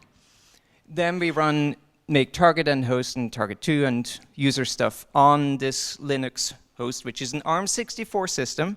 It's close enough to the switch where the assembly that it generates is compatible. So we're very lucky with that we have an actual ARM chip, and SBCL already had the ARM port and everything. So we build things with feature flags that are very, very similar to what we want in the end. And so this is fairly brittle, and it requires an extra host. So we had like the build system I developed for this is like it SSHs over into another host to do that part of the build, and then it syncs files across. And then once you actually have all of SBCL compiled, including the user code that you ultimately want to run, you have to go back to this side. And now, with the runtime that we built in maketarget1 for the switch, which uses the switch SDK, we now combine that together with the shrink wrapping step. So basically bolt on the Lisp core onto the other runtime, and then run it like that on the switch, and then it does some extra packaging stuff. And the packaging stuff and the compiler is all Windows only, so we have to run it through Wine. Right. So now we're talking about the fun bits of actually getting this code stuff going. Okay, yeah, so we had a lot of problems just with the operating system and the constraints, the unique constraints that this hardware platform kind of gave us through its microkernel architecture that was very locked down. Because with these game consoles, the reason why they make it really hard to do anything like JIT, why they do address space layout randomization is because they're very careful about not letting people run exploits. So they really don't like homebrew stuff, you know, like these game developers think that's like bad for IP, things like this. So how do we get around that? Because Lisp uses these for non-nefarious purposes. Okay, so to get started, Lisp is very, Lisp implementations such as SBCL, I mean other Lisp implementations as well, it's usually an image development based system. So what this means is that you have your Lisp objects in your Lisp image, and these Lisp objects have pointers to other things. And what you do when you create an executable or an image is that you just dump everything out literally. So all the addresses, so let's say you have a lot of data, that data has a lot of absolute pointers because objects are represented as tagged pointers. So when you actually dump an image, what happens under the scenes is that everything in your memory is just dumped to dump to disk with the numbers as they are. And then what a runtime like SBCL expects when it reloads an image is that it just maps everything into the process as if it were still the process from before, with all the literal addresses as they were in the past. So traditionally, this is no problem because SBCL can pretend it owns the entire process space, and it can allocate address spaces wherever it wants. So it just allocates the address spaces where the previous process, the previous instantiation of the image expected things to be. So this is how dumping to core and reloading images are so fast, because you just put everything down into disk and then just read it back up into the memory of the process. So yeah, we can't do this with address space layout randomization because you're not allowed to ask for fixed addresses. So you can only ask for addresses spaces. You can only give the operating system a size. So if the Nintendo Switch says, okay, I want 50 megabytes of space for my dynamic heap. And it says, okay, here you go. And the address is completely random. And so what do you have to do? You have to relocate the objects already on disk. You have to move the objects that you had on disk into the correct places in memory and fix up all the other pointers that point everywhere. So this is almost like a GC process. There was actually support for this already for the majority of stuff, so relocatable heap, if you know that. But there were some spaces that you couldn't do this yet, so we had to change the SBCL runtime to actually support relocating all spaces. Can you go back, actually? Yes, okay, yeah, now? Okay, so, right, so the solution is we just have to do this. For code objects, it's been more difficult because even code objects, your code generation sometimes has to hardwire special addresses in the code itself. So we had to change the code also to be position independent. So if you know like position independent code, position independent executables, it's the same principle. This is how languages like C, they get around things like address space layout randomization. They just make sure that you don't actually have to assume anything about where things are in the process. So we had to change that. That took some work. But the really, really hard thing is that even how code objects are fundamentally represented in SBCL present a problem because we cannot create new accessible pages at runtime. We have to make sure everything is loaded in from disk as an ELF file and everything's in a text section because you cannot create those new pages once you've started up the process.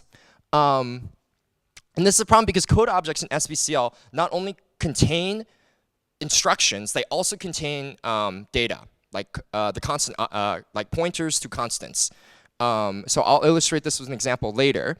But essentially, this is hard because you can't write into executable memory either. This is also a really common thing. Even the new M1 Macs have this constraint where once you have executable pages, you cannot actually modify the memory of these executable pages because that's a security risk. You don't want self-modifying code in a super secure system. So this is bad because your code objects are on executable pages. And these constants, you need to fix them up.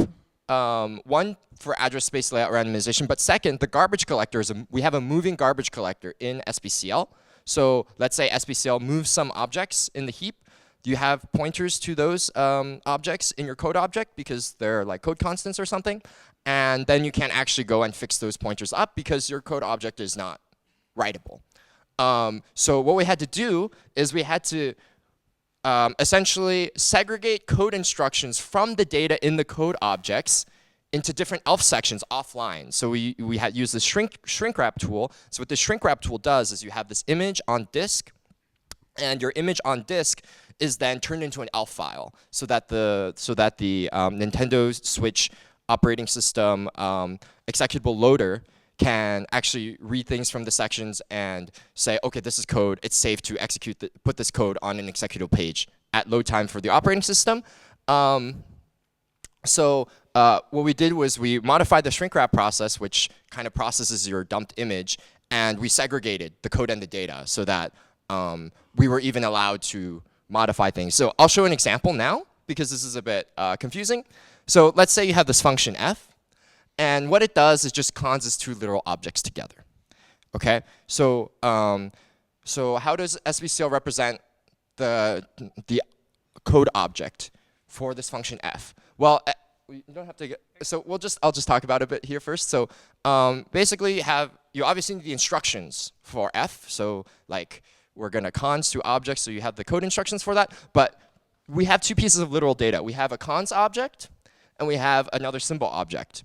And these are actually represented inside the code object itself. You have a pointer to the to this cons object, and you also have a pointer to this symbol object, and then the code instructions will actually cons these two code constants together. So in the code, you have a reference from the code object itself. So we can go to the next slide here, and I mean, it's a bit difficult to explain exactly what all these pieces are, but essentially you have imagine this is your Lisp image. So in a normal Lisp image, you have a lot of data. So you have two objects up there. You have a cons object and a symbol object.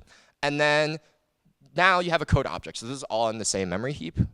And this code object, you have a code object header. So this stuff in bold, which is the stuff to describe the code object, like the header, type tag, everything like that. Then after that, you have pointers to those objects.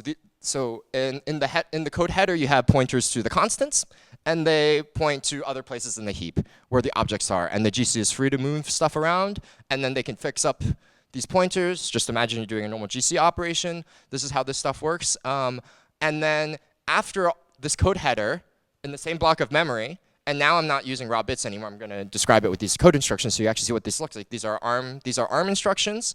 What you do when you want to load these constants, so we have to load these constants into registers, and then we call cons with these register arguments. That's what the assembly code does here. What you do here is we do a PC relative load. So the address of this load instruction is not very far away from what the constant's supposed to reference. So in the ARM instruction set, you can do a PC relative load. So yeah, you load that object into R2, and then you load the other constant object into R1. So by loading the object, I mean just the pointers to those objects in the heap. And then all the rest of this code does is basically call cons on it and then return you the value of consing these two constants. Okay, this does not work on the Nintendo Switch. You can't represent code like this because you have your executable code, previous slide, you have your executable code, and it's all together. Like the data and the executable code is all on the same page, and you cannot write into executable code, so this will break. You can't represent it at all like this. So what we do on the next slide is we do the segregation process. So we do this all offline in the shrink wrap tool, and what this means is that what we do is we take all code objects in the image, and we look at all the constants there and say, hey, these constants, we're going to shove it all into a writable section because there's no code instructions here. So we create a separate data section in your offline ELF file, and then we have all the constant pointers, the like raw words, in this section. And then this section will point to the actual like objects laid out in memory in the heap. And then we create this separate text section for all the code objects. And what we do is so we blank out where the constants used to be in the header, and we rewrite the code. We rewrite these constant reference instructions to point to this read-writable section.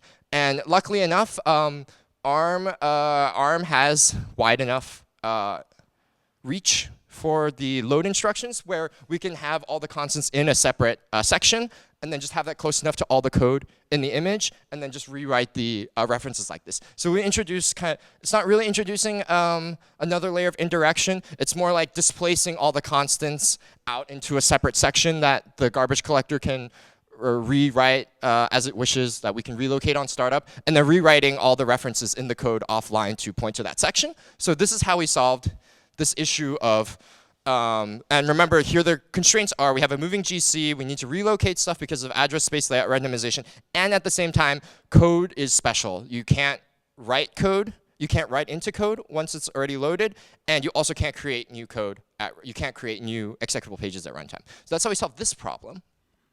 Okay, so that took some work, but now we have problems with the garbage collector because again, garbage collection in SBCL as it is requires a lot of support from the operating system. So we said again, okay, even Windows doesn't have support for inter-thread signals and we need to use save points. Okay, so great. We just used the support already available for Windows to do save points to avoid inter-thread signals, which the operating system on the Switch doesn't support. But there's another problem. So even the save point mechanism that exists for Windows relies on hardware exceptions. So to give you a nice example, okay, so a save point is basically a place in code where, let's say your garbage collector decides, I want to stop the world and start collecting garbage. You need to stop all the other threads. Now, how do you let the other threads know? Well, when you have inter-process signals, you can just send a signal to say, okay, thread stop. I'm going to start garbage collection now. What happens on save points is that the garbage collector just says, okay, I want to start doing garbage collection. I'm going to set a flag at memory locations that all other threads will periodically check. So this is kind of polling. And how the checking is done on Windows is it just does a load from a memory address. And when the garbage collecting thread wants other threads to stop, it just says, okay, let's make that memory unreadable so that the other threads, when they do this load instruction, will simply fault. And then it traps into kind of the runtime machinery that allows you to proceed with garbage collection. This is a very common virtual memory trick people use in garbage collection, which is you purposely make the process segfault so that you can handle it and do something. So the problem is we don't even have the ability to handle segfaults or these kinds of OS exceptions on Nintendo Switch. So what do? Well, we have to change the save point code. Instead of doing this clever memory management trick of purposely segfaulting, we have to make every thread kind of poll explicitly. Just do this kind of conditional check. Okay, this memory location has a 1, then we go into GC. If it has a 0, then you can keep going. So it creates a bit more code bloat, but this solves the issue. If we keep going. So that kind of works. There was this other problem of the other advantage of using the hardware exceptions for that garbage collection case was that it made some concurrency things a bit easier. When you do polling, sometimes you have to make sure that things are actually synchronized. So it was actually conceptually an easy problem, but in practice you had to make sure all of this concurrency stuff was dealt with, which is never fun. Anyway. The other thing with these hardware exceptions, that SBCL not only uses hardware exceptions for garbage collection, but it also uses it for some really critical conditions. So for example, if you pass the incorrect number of arguments to a function, it'll actually throw a hardware exception instead of calling error, or things like that. Or if you have a type error, sometimes it'll also throw a hardware exception. So what we do instead is we just tell the compiler, and this is actually not that difficult, instead of trying to be clever and save code space by using hardware exceptions, just call signal or error and let the runtime handle it normally. So we avoid having to use segfaults. Okay, the other problem, which all of this gymnastics that we did for the code relocation stuff, is that the object system requires runtime compilation for JIT. So if you're familiar with any dynamic programming language that has an object like JavaScript, for example, most of these object systems, or Java, Java hotspot compiler, what they do is that they create new code at runtime. They JIT new code at runtime to make method dispatch faster, because they see, okay, we call it on this type a bunch of times. We can create new code that's more special, and things are fast. So the object system implementation in SBCL does the same thing.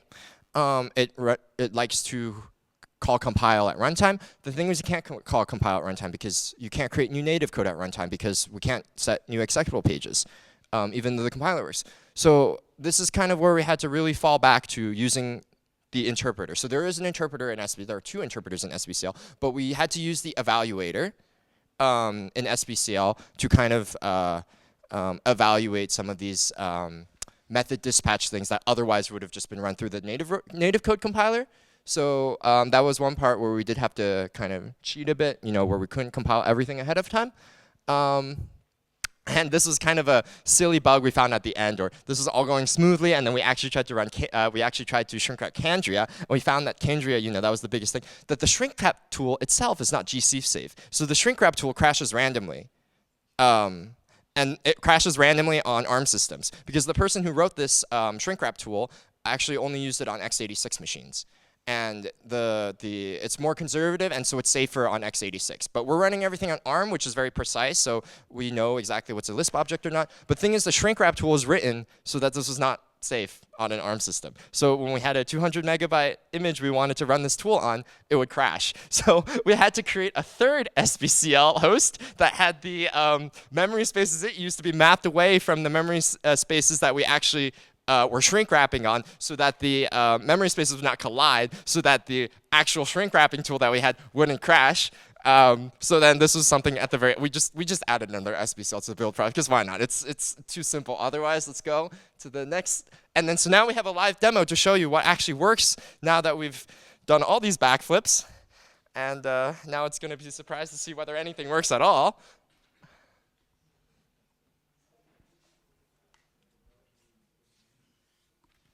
Okay.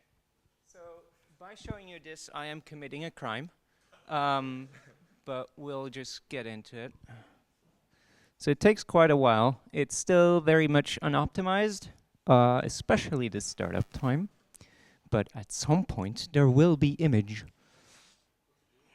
It's loading. The switch is a potato system. So it's like the chip that it has is from over 10 years ago, and even back when it was released, it was not very good. But yeah. Here it is.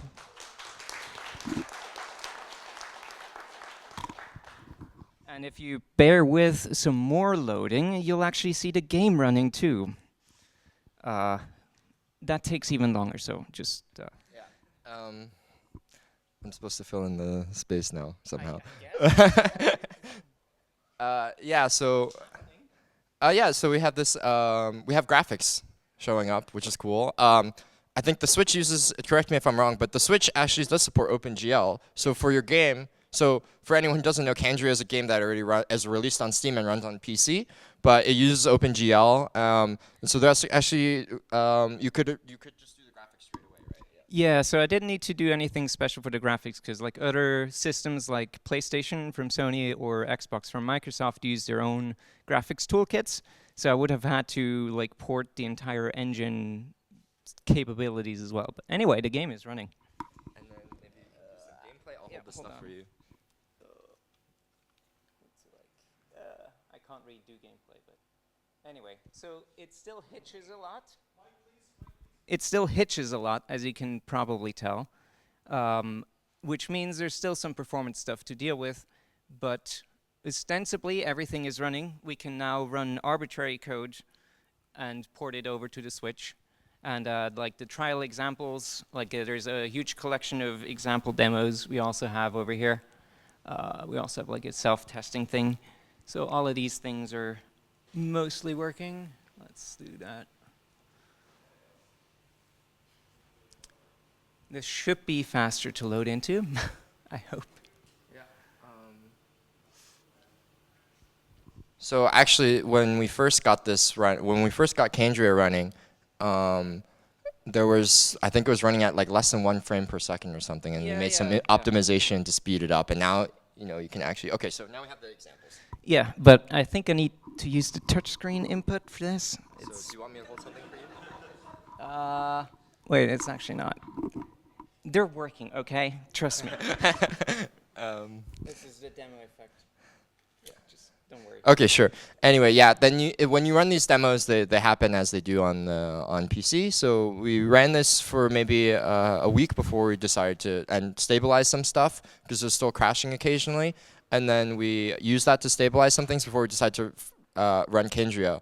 And actually, what's really surprising is that once we started running Candria, we stopped observing crashes. Like we haven't had any crashes in the times we've tested Candria. So, I mean, the moment I say that the GC seems like it's actually stable, it's maybe we're gonna find a bug. But so far we haven't encountered anything crazy.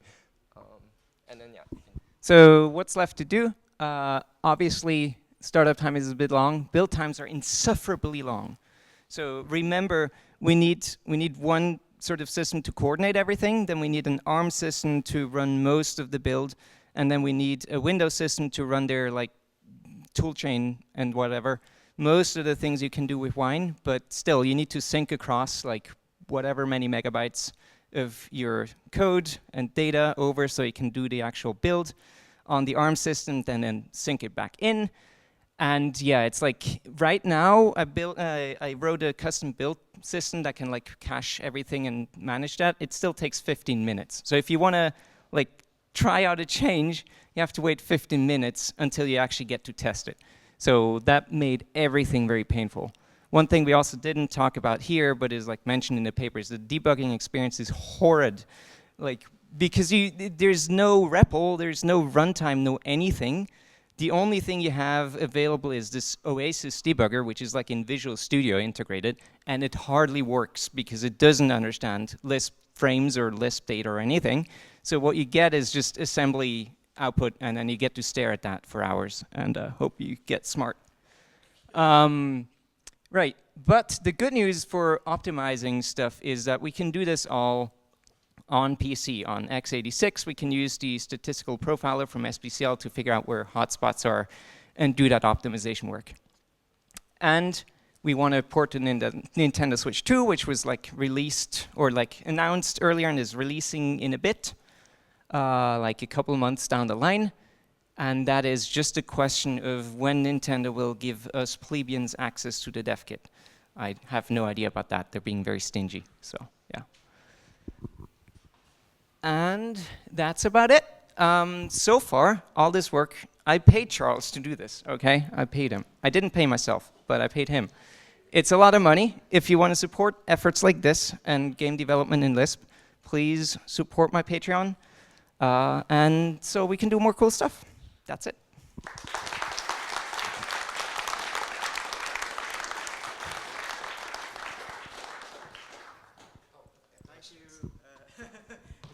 Yukari and Charles. We have a few questions from online already, but I will start with one from the room. Hi. You mentioned using SSH to compile to the ARM64 machine, I suppose. Couldn't you use like QEMU or some local emulator? Was it too slow or not working because of signals? QEMU is so insufferably slow, you have no idea. It would take probably a day to finish a build. So, yeah. I did actually, so I have like one of these new Apple Macs, and they have an ARM chip. So what I did was when I was doing some of the stuff, I just virtualized it on, I virtualized Linux on my machine because we were using a Linux host, but that actually was much faster. Yeah, and I used my phone, so I had like, anyway, there's another story about like Android SBCL having its own quirks. And So online, Max Rotten-Kolber asks, I'm wondering if ECL would work somewhat out of the box in an environment like this. Okay, so I should mention other implementations. Some weeks ago, I got CCL and ECL actually running trial, so all the compatibility stuff is there. The thing is, even on x86 on a fast machine, ECL takes hours to compile the code, and it runs insufferably slow even on the most basic of demos. I already assumed that was going to be the case, so I didn't even want to consider it, because it's just making that fast is... And I'll just say something about other Lisp implementations. So other Lisp implementations like CCL, you know, all these image-based Lisps have the same problems that we had with SBCL, and especially with this runtime stuff. So embeddable common Lisp, this was another thing that was suggested because like, oh, the garbage collector isn't so crazy, or I mean, not crazy, but it doesn't need as much support. But it still uses some of these tricks that we had to avoid. So we had to modify that anyway. And I mean, ECL still does some kind of runtime. There's still some kind of runtime compilation. I don't necessarily know that the way ECL is set up would have allowed us to escape some of the restrictions that were on the system. So it was unclear whether a system like ECL would allow us to bypass. I mean, surely there would be less issues, but some of the issues would have still been there. And of course, there was the performance was a big issue that we were already envisioning having problems with. And I mean, as seen in the demo, it's better now, but there's still hitching, even with SBCL, which is orders of magnitude faster.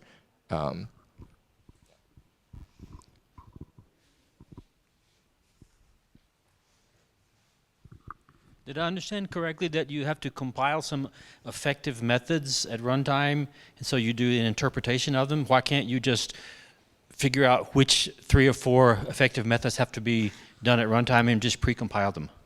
So you don't see Christoph laughing behind you, but yes, so that is an idea, right? And I have a hack in place now that tries to pre-bake as much of class as possible. It's very ugly. I don't know what it's doing because I don't understand PCL, and I don't know anybody does. But it's in some cases it's very tricky to do that because the set of possible arguments can be extremely large. And I think right now what PCL does is like it aborts at a certain point. Like if it says there's too many possibilities, I'm just going to cut it off. And I don't know yet how to curse it to just do the cache for everything. But that's like with the pre-baking, we only get a couple of compile calls. So we did instrument this. And it doesn't seem to have enough of an impact anymore to be like super urgent. It would still be nice for like deployments everywhere on PC as well to just be able to bake everything as much as possible. So I assume you profiled the slow loading, and is it just literally bringing stuff into RAM and doing that relocation you talked about, or is there something else interesting going on during that time? So yeah, we did have some logging. Actually, it does take a non-trivial amount of time to just map everything into memory because the operating system doesn't have like actual mmap. You do have to like copy stuff in, and then yeah, even you have to zero out some of the spaces manually, and that takes some time. And just generally like the startup there. So I think actually a significant amount of time is not even into the game engine. It's just like what SBCL has to do to start up on its own.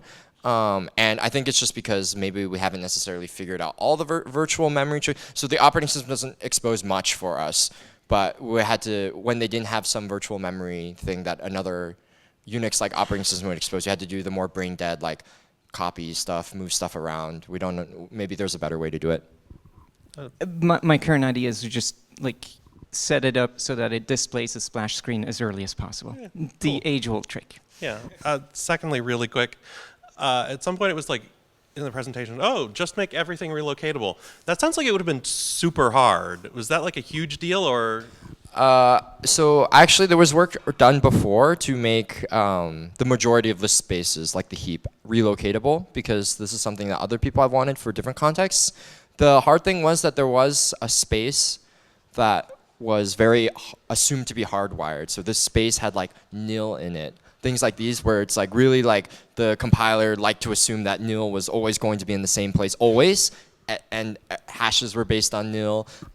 So this is a feature called relocatable static space that I implemented on ARM. Actually recently, someone else, another SBCL developer, has decided they wanted to and then ported it for x86. So yeah, it was difficult. It was non-trivial to actually do. It is a major effort sometimes to get these pieces working. So no, relocatability was definitely one of the main issues to solve.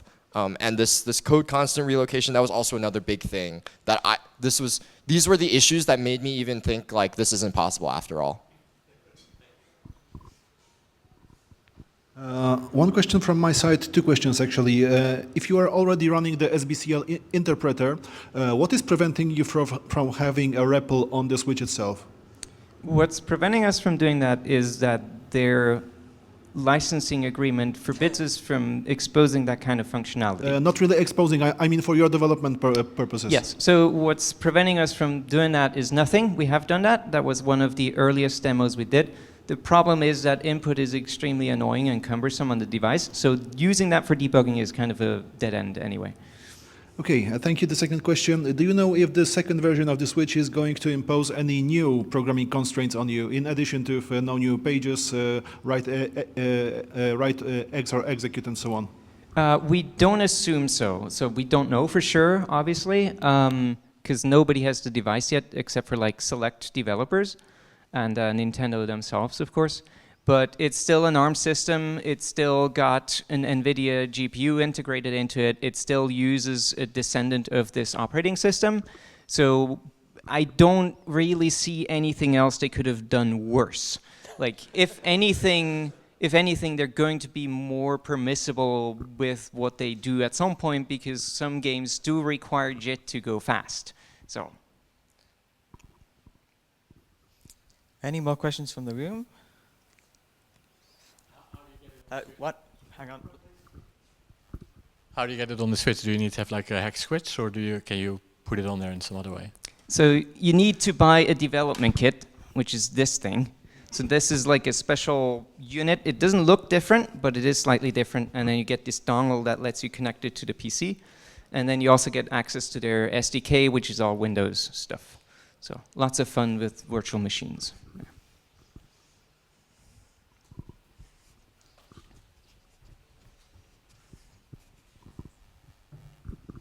Have you tried running Swank and connecting with Slime? So networking is one of the things that is mysteriously not working. I don't know why, because they have BSD sockets, as most things do.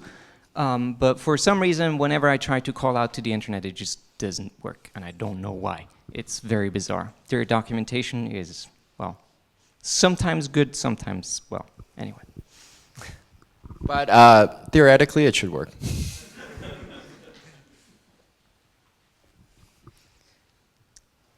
Okay, I have one more question. For where you mentioned that instead of being able to JIT, you have to run the interpreter, that sounds like it's a tree-walking interpreter, not a bytecode interpreter? That's right, yeah. So SBCL only has two tree walking interpreters. So there's an old one which is very, very simple, and it does like the very basic interpretation. And there's a newer one which is a bit smarter about the tree walking interpreter. And there used to be a bytecode interpreter in SBCL as well, but that was really ancient and was removed. So no, there's no bytecode going on. That would probably make things go faster. Yeah, I mean, that was sort of going to be my next question. I don't know if you have profile information or whatever, but do you envisage the fact that that is interpreted being a problem in removing that flickering from Candria, or so it's a bit hard fixing to performance in general? exactly figure out how much of an impact that's having, because in a profile, if it's something like method dispatch, that's not going to be very easy to discern from the profile how much of that is because this bit is being interpreted. So when we went from less than 1 frame per second to like, I think what now, 40, 50 consistently, 30, 40, it was from solving higher level optimizations with the game engine itself. So I expect we're probably going to have a lot more wins from actually making the game engine faster rather than this kind of low-level detail. So I don't think we're quite at the level where this is becoming a bottleneck yet. Okay, cool. Then I think we're done. I would just like to repeat what Yukari said at the end. This has been, I know, a very big personal investment for her. She's put a lot of her own limited personal resources into this project. To quote a great man, give her your fucking money.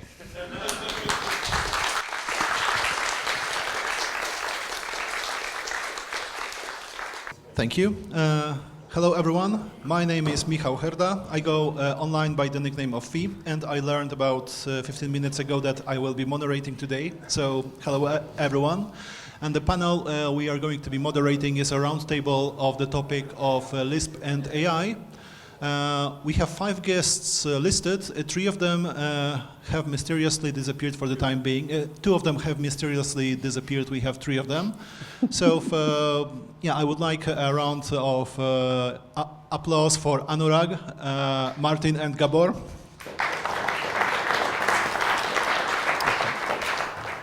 I hope that I got the pronunciation right. Yep. Okay, thank Some you. of them. And yeah, you are armed with your own microphones. I don't need to pass mine around.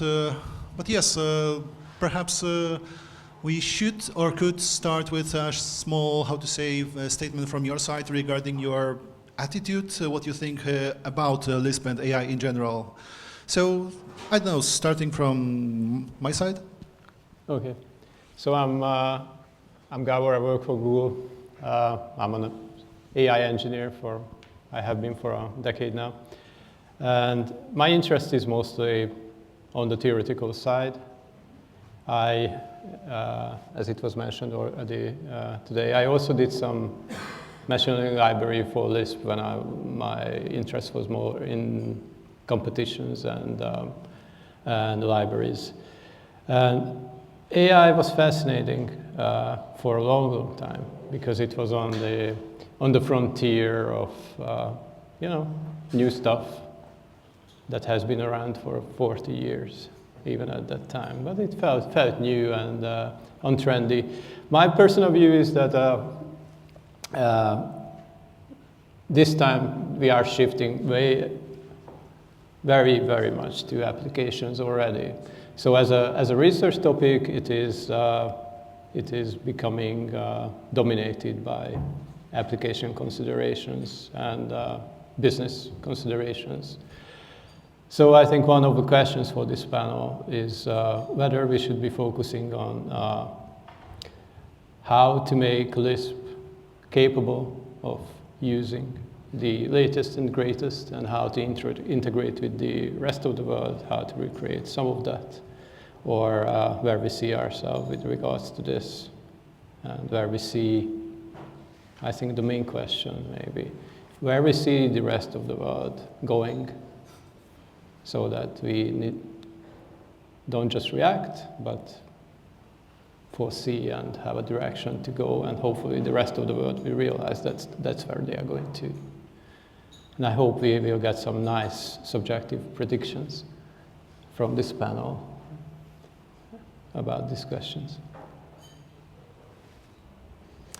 Most of you heard of my views on Lisp and AI this morning. For me, the biggest open question with AI in general is the social implications of AI, and to me that is sort of the burning question of our time, and the role that Lisp has to play in it. You saw some of it this morning. I sort of feel like we are back to the time where we're trying to train people with just core principles of computing rather than arcania, as I call it. And Lisp is a great sort of way to do that for us. But still, the bigger question is, the social impacts of what's coming. Yeah, so I think most of you also attended my talk. So this, what Gabor already mentioned, this connecting of Lisp to some of these newer technologies. This is very, very important. But I'd like to go a little bit back as well. I mean, so currently I'm a professor at Osnabrück University. I'm heading the Semantic Information Systems group, and that's where the teaching aspect comes in. But I'm also heading the research department on cooperative and autonomous systems at the German Research Center for Artificial Intelligence.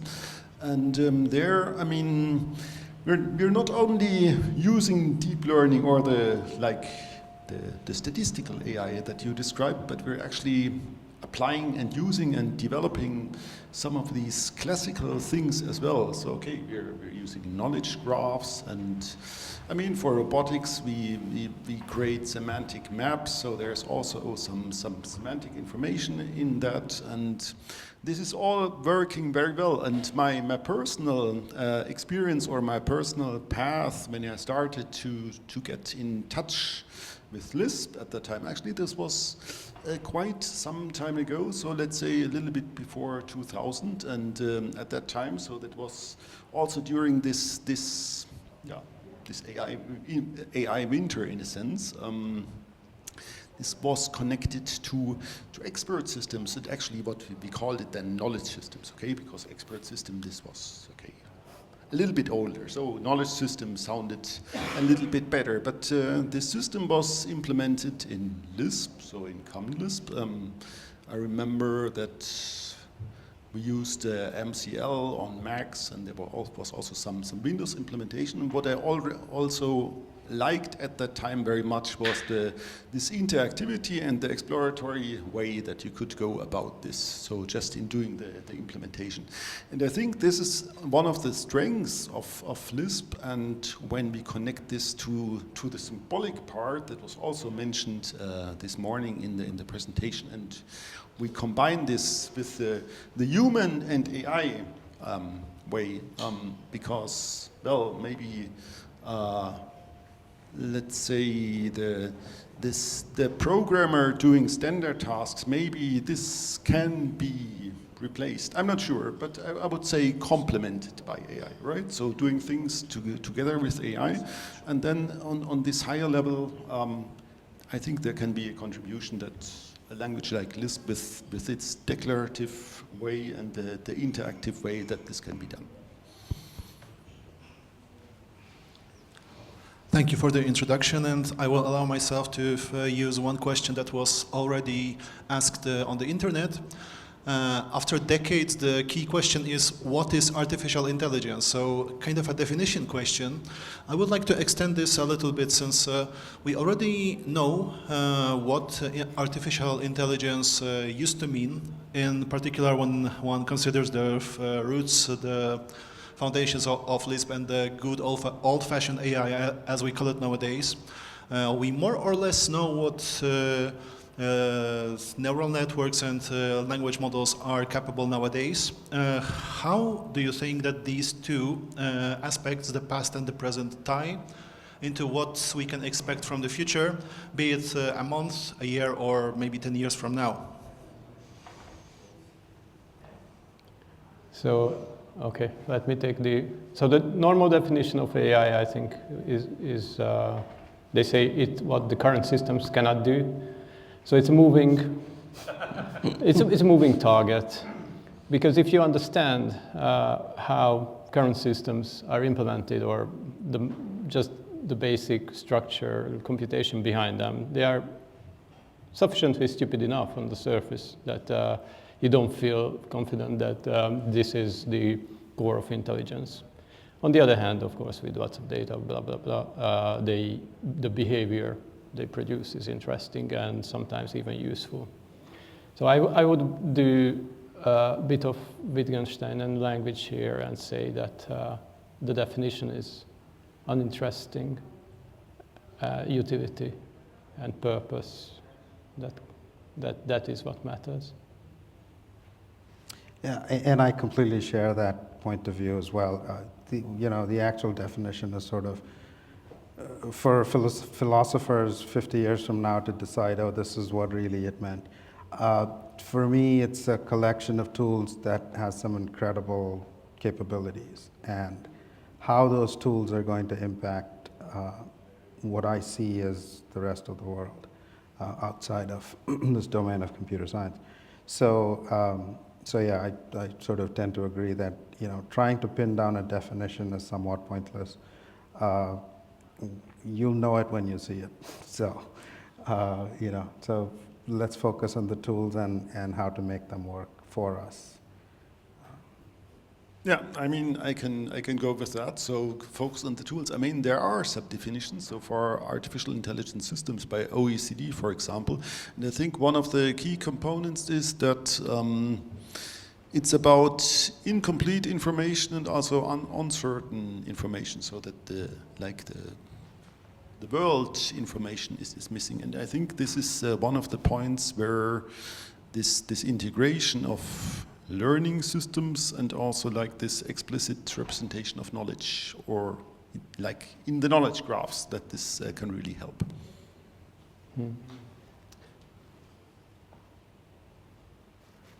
Why not? Yeah, mic is working right now. Answering the chat, yes, I'm not in the picture. I'm the least interesting part of the conversation, though. One question that I have is related to the, how to say, kind of a dichotomy, a kind of a contradiction in the nature of Lisp as something that operates on symbolic expressions and kind of has the nature of good old-fashioned AI inside it, like knowledge bases and kind of logical processing. And the current way of, in which neural networks and language models operate, which is statistics taken to the extreme. And I say it as someone who is not really confident in the trust part of AI, where the stochastic or statistic part is, how to say, hard to scrutinize and hard to predict with regards to why and how it outputs the way that it does, which is, commonly known as hallucinations. In your cases, do you have any thoughts about composing these two worlds together, as in the strict symbolic and dead-end way in which the good old-fashioned symbolic AI has, been working, and the newer machine learning-based model into something that composes, let's hope not the weaknesses of both approaches, but something that composes their strengths together? Yes, exactly. So I'll just take it from there. I mean, this is what you just described. So connecting both, this is one of these things that are called neurosymbolic. So you combine the statistical part with the symbolic part. And as you just said, the idea is to actually combine the advantages of both. So, for example, for large language models, you provide more context, you provide a knowledge graph in the specific query or in the process, and the idea is obviously to prevent or at least decrease the amount of hallucinations that happen there. Yeah, I mean, I don't think I have anything to add to that. There is a lot of work going on in neurosymbolic computing, and there's papers coming out which are trying to diffuse the things. Does it matter too much one way or the other? In certain applications, yeah, sure, it will make sense. I think in general, as a civilization, I think what we're trying to do is to make these tools work better for us or against us, as the case may be. So combining different approaches, trying to make things better, trying to combine, so already reinforcement learning is combined with deep learning, and together the two have produced, ChatGPT and things of the like, Gemini. As for our Google partner here. So I think combining different approaches, trying to make the tools safer, trying to make them better, it's an open field right now. We should explore all these options, and we should see how it makes the tools work better for us. Okay, I'll go low level instead then. So for the symbolic nature is one of the discrete, the important feature is being discrete. And the continuous space computations that neural networks kind of do are really good at lots of things. Easy to train them with backpropagation because you can take the gradients, but generalization can be problematic. So a bit out of domain data that is not, that the training set doesn't represent generalization to those can be tricky. And it has been the hope for ages that discrete systems would allow generalization in a more reliable way, just like, because if you emit a kind of a discrete program, if it works for 10 inputs, it will likely work for 100. That's not true for a system that works with continuous values, which will accumulate errors and just degenerate. So that's one side of the discrete stuff being useful, and the other half of it is when an AI system has to interact with the rest of the world. Many of the tools, which is kind of the frontier right now, many of the tools that it needs to use, for example, to perform web searches, take over your computer, many of those are actually digital systems and has discrete input-output interfaces. To work well with those, backpropagation won't help. And there has to be a synthesis on that level.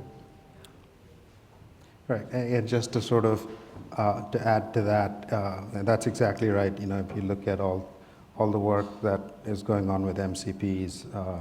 If you haven't heard that term, Model Context Protocol servers,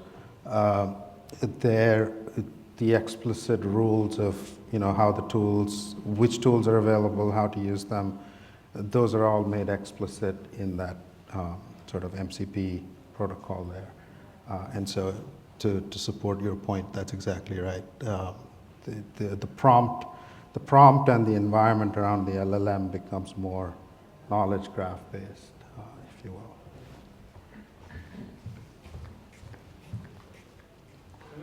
Were you talking about, are you using MCP with Lisp? Yeah. Are any of you using MCP with Lisp? I'm not yet, but I have a few projects that I have planned around that. So we may, because I've always thought that Lisp is a good, concise language to use to have an AI generate code. And because the AI, if I'll give a lightning talk in a little while. I made an MCP wrapper that's meant for using a Lisp backend. And the thing about Lisp is the AI agent really only needs a single endpoint to be able to do anything at all with Lisp. All it needs to be able to do is eval, really. So the AI agent can construct any sort of Lisp expression, and if you have an MCP tool, an MCP server which accepts Lisp expressions and evaluates them and gives the answer, that's pretty much all you need to interact with Lisp from an AI agent. That's kind of what I'll be presenting a little later as a specific implementation of one, but I agree with what you guys are saying, so by demonstration or by my actions. Good, I look forward to seeing that. This is going to be a boring panel if you all agree, so I hope. To me, I see two main areas of activity with Lisp and AI. One of them is how do I call to AI from my Lisp program, so I can get call to have my Lisp construct a prompt, send it to the AI, and get the answer back as part of my big Lisp program. So I'll AI enable my Lisp program that way. But then the complete opposite is how do I have my AI drive, how do I have an AI drive the Lisp? So I think they're looking at it from two different directions, and important to keep those distinct. Yeah, thanks. I think this is a very interesting idea. Maybe could you give a little spoiler on your lightning talk? So I'm just wondering about, so what is the direction in here? So is it like the AI is driving Lisp or Lisp is driving the AI? Well, the thing I will present is the first one. So the AI becomes, basically you become a pair programmer with your AI. But in a different way than something like GitHub Copilot, where it's just in your editor. It's actually, the AI is actually able to experience the REPL and the Lisp interaction. And I've seen the AI actually get kind of addicted to that. It likes it. It likes this feedback loop that it gets. Not just the AI, maybe. But yes, I have one question from someone from the audience. Yes, it's interesting to hear you talk, but what I see is that artificial intelligence now reads documents, does it a lot faster and cheaper than humans can. I know that very many humans read documents all their lives, do routine work, and machines are much better and more accurate at doing machine work than we are. We get bored, we get sick, etc., machines don't. What do you think are the implications, or how should we think about the future if this artificial intelligence trend is going to set through really thoroughly? That means that all the functionaries, the routine work will be done by machines. How are we going to live decent lives with that circumstance, cultural and economic circumstance? Is that a clear question? It's a non-technical question? It's not a technical question. If you're interested, please try to answer. If you're not interested, say so, because it's a very hard problem for me. I actually... And also, before we answer the question to everyone online, we also have Dave and Sivalot around, so welcome.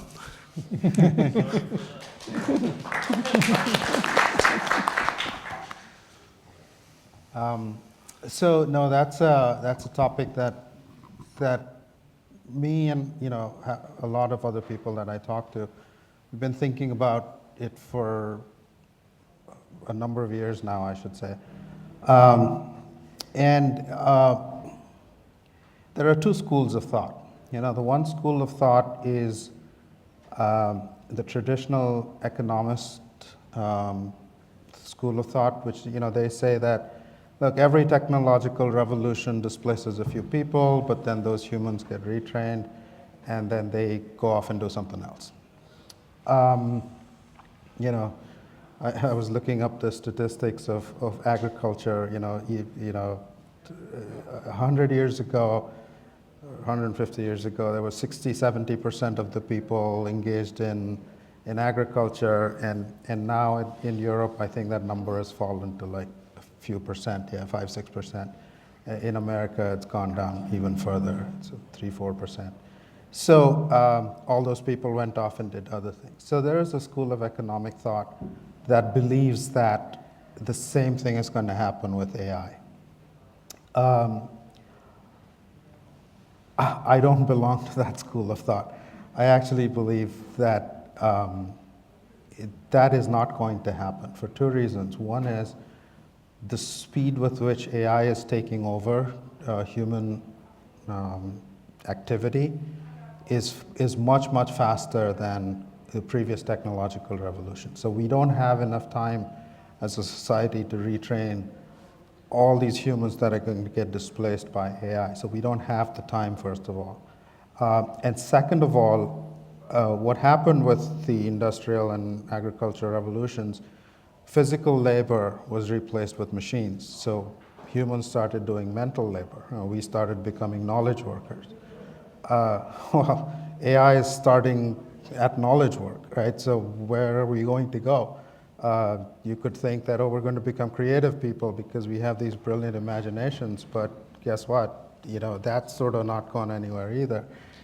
So if you play the tape out, it doesn't look very promising. It looks like, this looks like, to use a term which I probably shouldn't, but it looks like a shit show.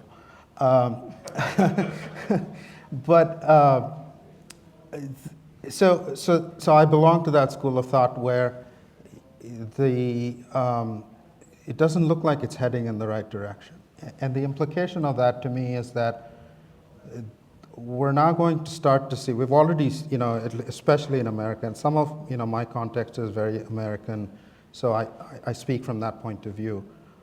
We've seen income inequality rise significantly because of the technical revolution. The distance between the haves and the have-nots, because of the last 30, 40 years, has increased a lot.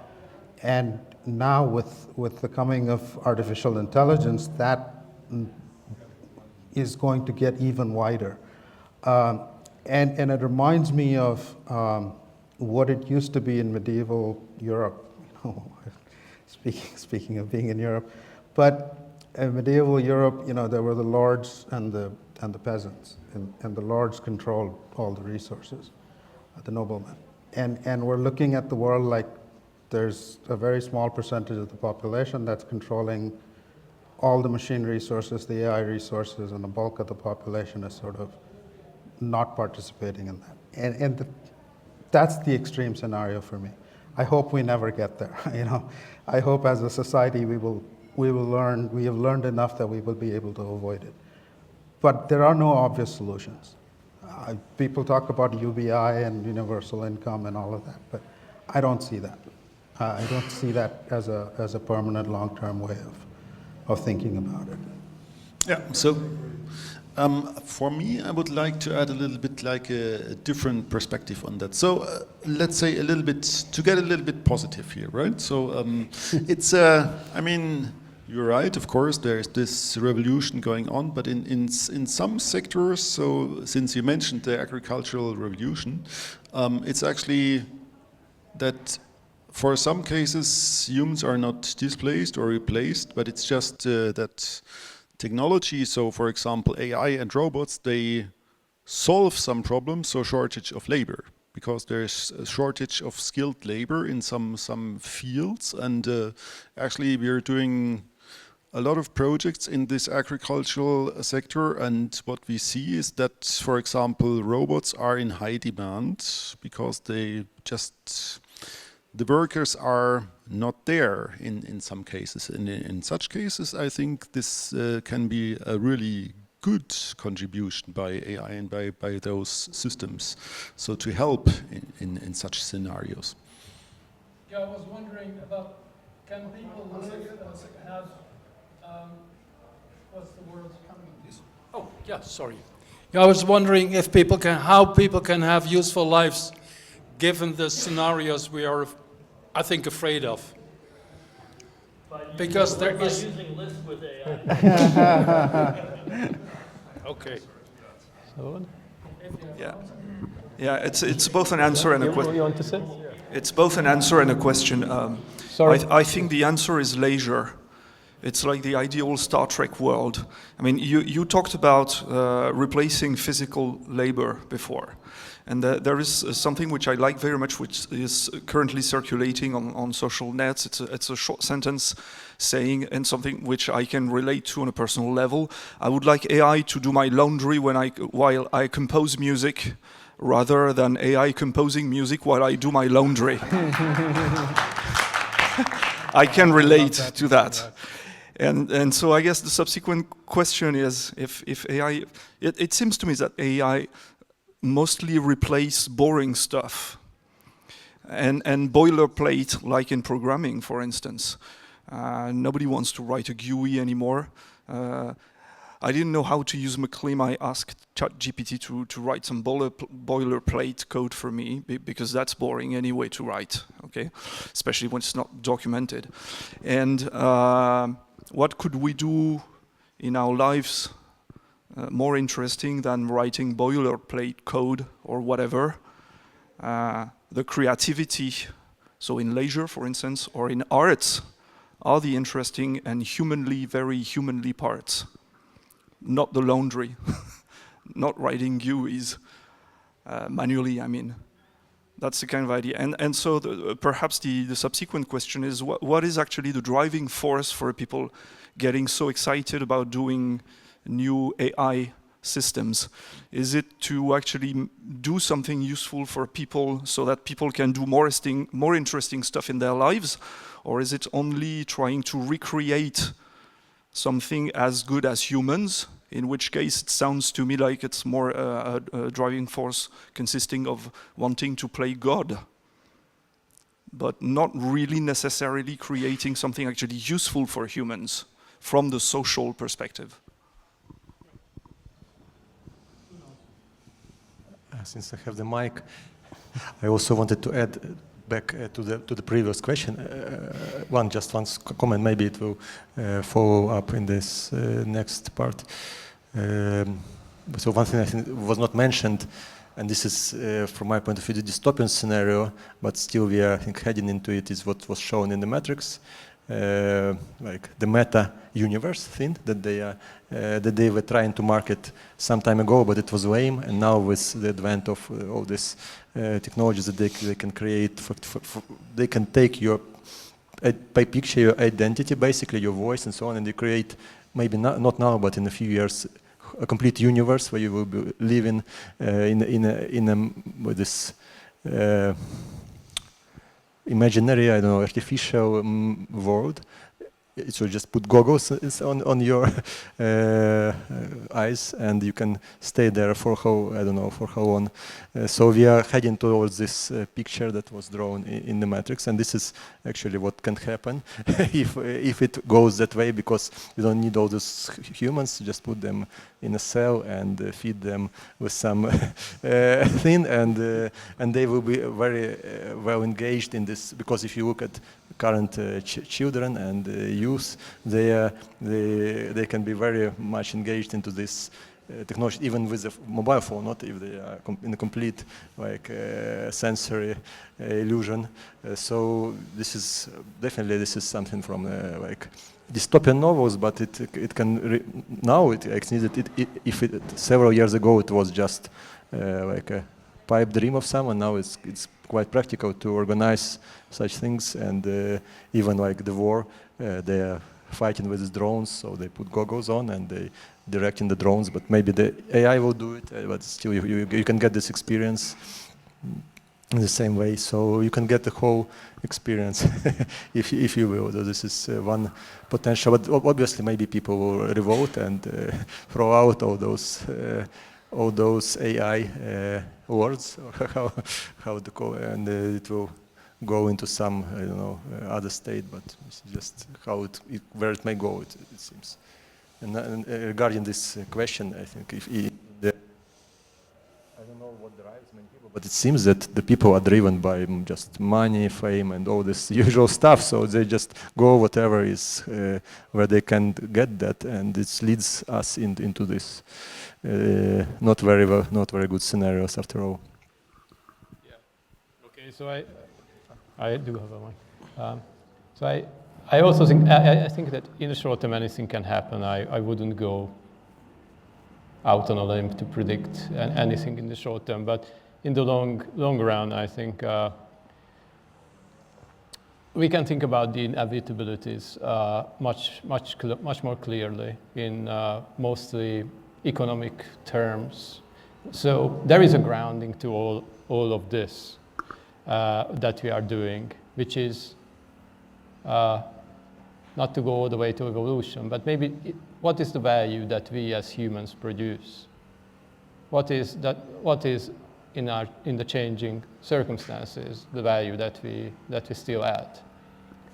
And that is, yeah, of course, our professions are being commoditized at the very moment. So this is inconvenient and worrying. But in the long run, I think sci-fi wise, there is some kind of convergence between machines and humans, but that is also kind of an interesting, because it's probably quite some way off. But I think many of the things are kind of inevitable here. So machines will become more and more proficient at programming, for example. So I think we worry about Lisp here, like, oh, what is the role of Lisp? But I think programming in general will change incomprehensibly. Like you won't be able to recognize the kind of programming that will be done in a decade or 20 years. So we are thinking about symbolic, hard, whatever systems, textual programs. But the future, at least what I see, is that softer and softer, unexplainable neural network-like systems will take over more and more of this space. And we have to figure out in general what is programming useful, what is left for traditional programming in this world, what are the tasks that we can focus on, for which traditional programming is still a good tool. And that might be down the road, but I think that's the slightly longer run. Gabor, I think that you have actually partially answered one question asked on the internet. Current LLMs seem to be bad at generating Lisp code, scoping rules are hard, user-defined macros are even worse. Yeah, they are precisely the kind of things that makes Lisp interesting to some humans.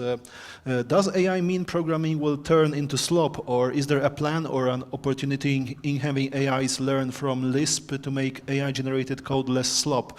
Except if I understand you correctly, it's a topic of less just going for Lisp and more of programming in general. But also, Dave, you have something to say here. Yeah, do you want to finish the answer to that if you started it, or? No, I'm happy to. Because I swing back. I mean, we're roundtable here is specifically about Lisp itself, so we'll bring it back to Lisp and AI, And in my experience, AI can generate horrible Lisp code, sure, but you know it's more subtle than that.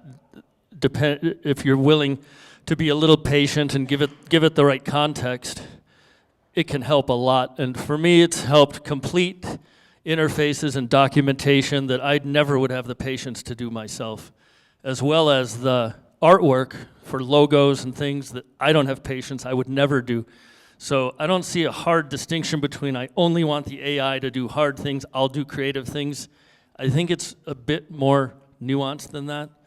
But as far as quality of code, yeah, that's something that's cannot be taken for granted, but it is possible, and especially if you let the AI generate the code and you also have an Emacs Slime connection to that same Lisp image, so the AI essentially becomes a pair programmer with you.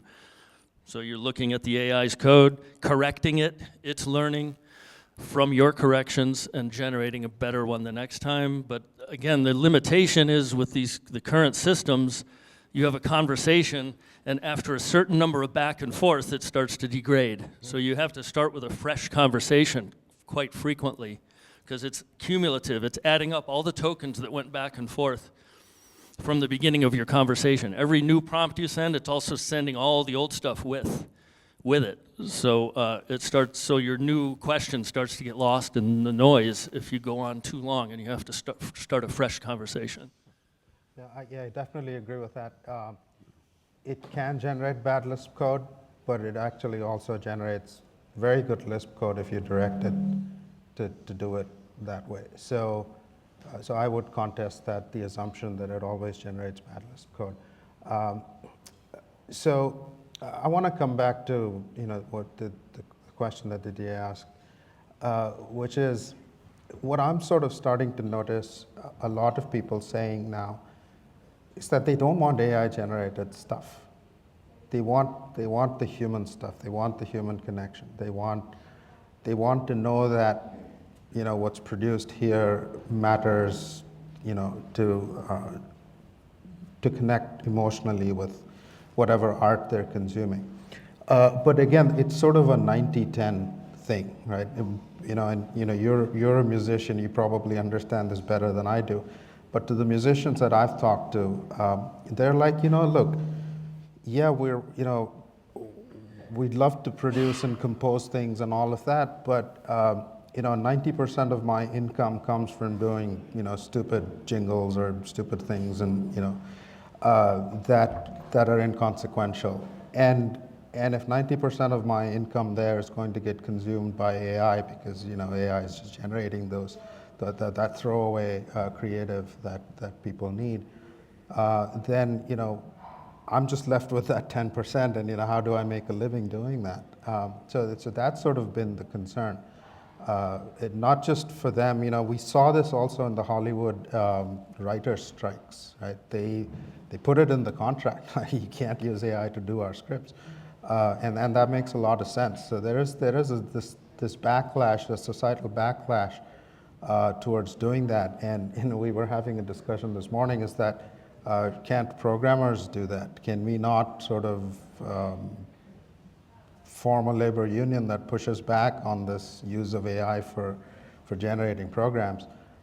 So far, that hasn't been a movement to do that, simply because everybody loves the fact that your code is getting completed by Copilot, and it's like, yeah, I love this fact, So people aren't complaining too much about it, but yeah, maybe there'll come a time where people will start pushing back.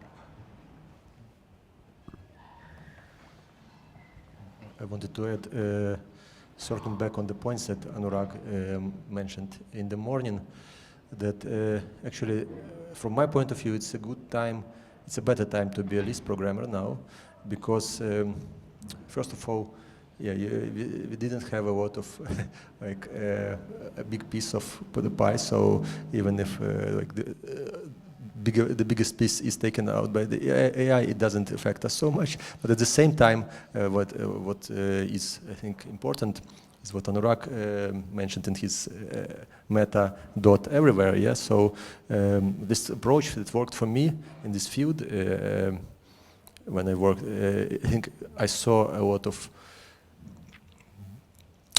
value in it, and it gave back a lot to me. Like when we did our software that was connected to this AI tasks, is still this basic, so say, original Lisp approach, like when you that is built on around collecting some knowledge and creating some framework around that knowledge. So, and this is where Lisp is still. It doesn't mean that it should be necessarily like knowledge graphs in some form that is present in the industry, but in some way this knowledge should be kept in the application, and then Lisp provides excellent tools to work with that knowledge, expand it, give experts, domain experts, ability to work with this knowledge. And this is this was actually the, so to say, secret behind success of many companies, of many Lisp companies,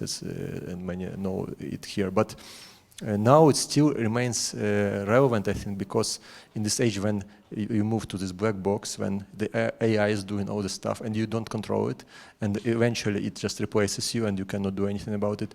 If you this Lisp approach allows you to retain control, definitely if you care to do it. So if you're not constrained by the requirements of your, whoever pays your bills, but still if you're doing your own project or some way, you have a say in this, so no one is impeding you from creating a system where AI will be controlled by your code that works with this knowledge, yeah? And it can be just a part of the system, like an agent in this system's provider of some knowledge, but it shouldn't be the driver of the system. And so Lisp still allows it, and so this power is still present. And even if like all the skilled coders and all the proponents of Java and Python and so on go out of business because they don't understand what happens, like they just provided with tons of code that they cannot maintain. And like in Lisp world, you can still, like even being one or a programmer or a small group of several programmers, you can still grasp a big system and maintain it and continue having a leverage to create a big system that solves serious tasks and not be dependent on this thing. So just utilize it whatever necessary, but have a right to say no. This is I will do it on my own terms, so to say. So this is. Are there things that we as a community could or should do to improve the out-of-the-box experience of Lisp programmers with generative systems that generate Lisp code? So there are frustrations expressed about the quality and maybe the difficulty of prompting in order to get good quality. Is there something that we should be doing to improve the out-of-the-box LLM experience for Lisp programmers? Well, you need to send context information with your prompts. So if we could develop a nice library of Lisp context information that people could pull from to send with their prompts when they're trying to generate Lisp, because you can't send the whole hyperspec, it's too big. So you have to, and then there are techniques where based on the prompt itself, it generates a nice concise piece of context to send with it. I forget what that's called, but that's the, these vector databases. You process your whole reference manual into a vector database. Then when you send your prompt, there's a program that pulls the relevant bits from that vector database and sends with your prompt. That will give a better out-of-the-box experience to newbies coming to try to use a generative system to write in Lisp. And there's a lot of potential there because I can't get a customer for my system because up until recently, how do you use your system? Well, you sit down in front of this blank Emacs window and you write code to design your transmission system or whatever it is you're trying to generate with this 3D modeling tool that we have, which is Lisp-based. But now they'll be able to at least get a framework from the generative. They're not going to, never again will someone have to sit down in front of a blank Emacs screen and write define object and from scratch. That's the thing. That much I can say. And that the other thing is just, when you talk about AIs taking over everything, it's going to do everything, is an AI going to design this building totally and give you a 3D, like an IGES file or a step file or some kind of a rendering of this building? Maybe. But then how much deeper does it go if you want to tweak it? How can you trace how the decisions were made to put things in different places? Whereas if the AI is generating a Lisp code that generates the building, now you can tweak it. I think it's pretty much similar to what Vsevolod was just saying. Things that, from a user experience perspective, at least the state of the art, is things like Cursor and Bolt, which are plugins into Visual Studio, VS Code, where you have a chat window which can affect how the code is written and generated, everything. So it's that's sort of the state of the art, where you have this conversational piece that is affecting the files that you're seeing in your editor screen and all of that. And I think we can recreate a similar experience with Slime, or whatever it is you want to use within Emacs, to actually affect the contents of your buffers and things like that. So it actually takes an active role in doing the code editing while talking to a backend at the same time. And also to your point, you can compile this context of how you want the code generated, the specific points that you're looking for. One of the things I try to tell it, which it never listens, is I tell it no function should be more than 10 lines, but it cannot count. That doesn't work. So I still get big functions that I have to go back and say, break this into smaller functions, which it does then do, and actually produces pretty decent code. Okay. You want to move on to the next question? Yes, okay, since we are slowly running out of time, I have one more question from the internet and one more from the live audience here. The question from the internet. There is the process of trying to extract features and heuristics from neural networks known as neural network hermeneutics. Does it seem like a viable research venue and future activity for further encoding in more classical deterministic programming systems? Does it sound like anything that... Yeah. They're talking about stuff like Anthropic is doing recently with trying to do essentially an MRI scan on the AI, like you would do on a human brain, and see where things are lighting up and when, and they're trying to figure out some of the actual mechanisms, how it's working. And they're asking if Lisp could be useful for representing some of the results from those studies. Is that what that is? Or? I have only the question and not the context. Maybe the context will appear on the IRC chat, but I don't know just yet. That's my question, actually. Yeah, it seems like we have a confirmation. It sounds like what the person asked. So, yes. I don't know.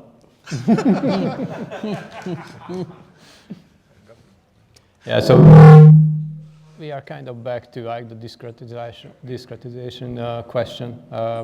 You can do it post hoc like this. People did it before. You can try to force some kind of discrete representation up front on the model. You can have a neural model generate programs.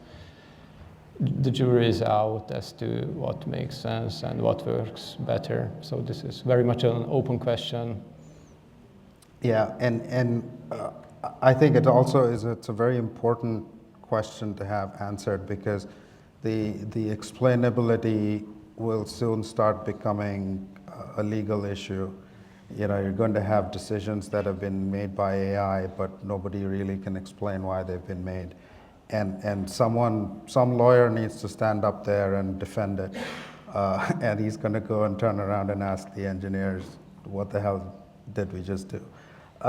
So it's an important question to answer, and some of these techniques, I think, are going to be helpful. But I also have my doubts about how successful they would be. Yes. It's just the number of parameters that you're dealing with and trying to extract structure out of those things is just, I'm even amazed that they've gotten what they've gotten so far. So I have I have grave doubts that we will be able to reconstruct it like that. I mean, for the explainability, I'm absolutely positive on that, and at least in Europe, it has become a legal issue. Right. So, since there is this AI Act, so yeah, I think this definitely needs to be taken into account. To what extent? I mean, about the let's say the effectiveness. I mean, this is an active area of research in different avenues, but yeah, we will just see. Just a spicy take on this. I don't believe in explainability at all. I think that's a kind of a red herring, and it's undefined at the fundamental level. What do you mean by explanation? So responsibility might be a substitute. Someone should take responsibility for the actions. Explanations are a dime a dozen. I think we could discuss a long time about this. What I also like about this is the controllability, actually. So responsibility is one thing, and controllability as well. So whether you can actually control the system. And we'll probably have time for one or two last questions. Yes, Wojtek, I see you, but there was one question first. Yes, I wanted to ask about, do you see AI being used to aid compilers, either to perform optimizations ahead of time or just in time? Is it a possibility, or is it something already done? Yeah, absolutely. I see that as a possibility. Do we need to go there yet? I don't think so. Many compilers are very good right now. Do I want to, mess with them? Absolutely not. But if there is an opportunity to make something more optimal, and I can direct an AI to do that, yeah, there is definitely opportunities to do that. But I don't think it's, to me, a requirement to touch anything right now. Like, our compilers are very good. Let them do what they're doing. If I come up with a new processor architecture, yeah, maybe I would go back and think about using AI to do that. And last question.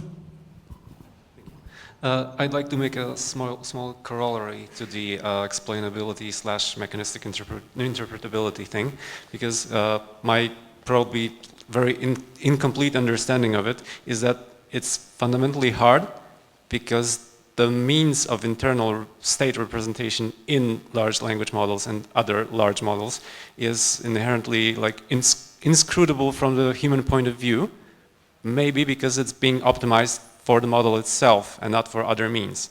Now, I've been hearing that it's very hard, and it's an unsolved problem, to impose any kind of goal structure on a model other than through training, which might be optimizing for the wrong thing.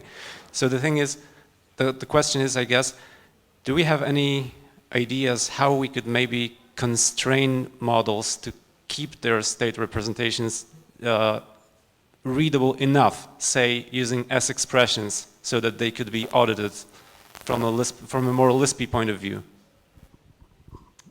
Not to my knowledge, in a way that doesn't get in the way of training.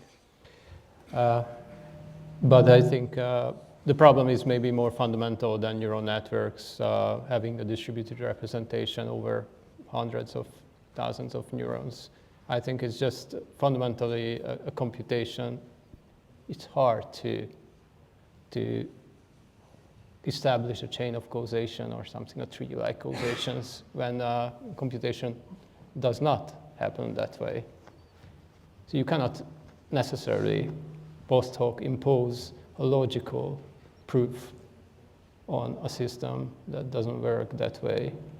There are approximations that you can do. You can backprop through, like from a prediction. You can, if you have a neural network, you can backpropagate through and find the training examples that have the largest effect on this prediction, stuff like that. Useful. Is it explanation? Is it causation? No. Yeah, I mean, the closest sort of approximation to that question right now is you can prompt the model to explain why it came up with the answer. Now, that doesn't mean the explanation isn't a hallucination, but it might sort of give you a little bit of insight into how it came to that conclusion. And some of these chain of thought systems, I often, when you observe their output, they're surprisingly human. The chain of thought is actually making a lot of sense. So I don't know if those will suffice as quote unquote explanations. But Gabor is right. At the fundamental level, you can't. It's just the math doesn't support it. Do you have evil intentions? No. And with this, I will need to close since we have run out of time. And yes, thank you for the panel, Lisp and AI. And I think it's the end. Yeah, thank you.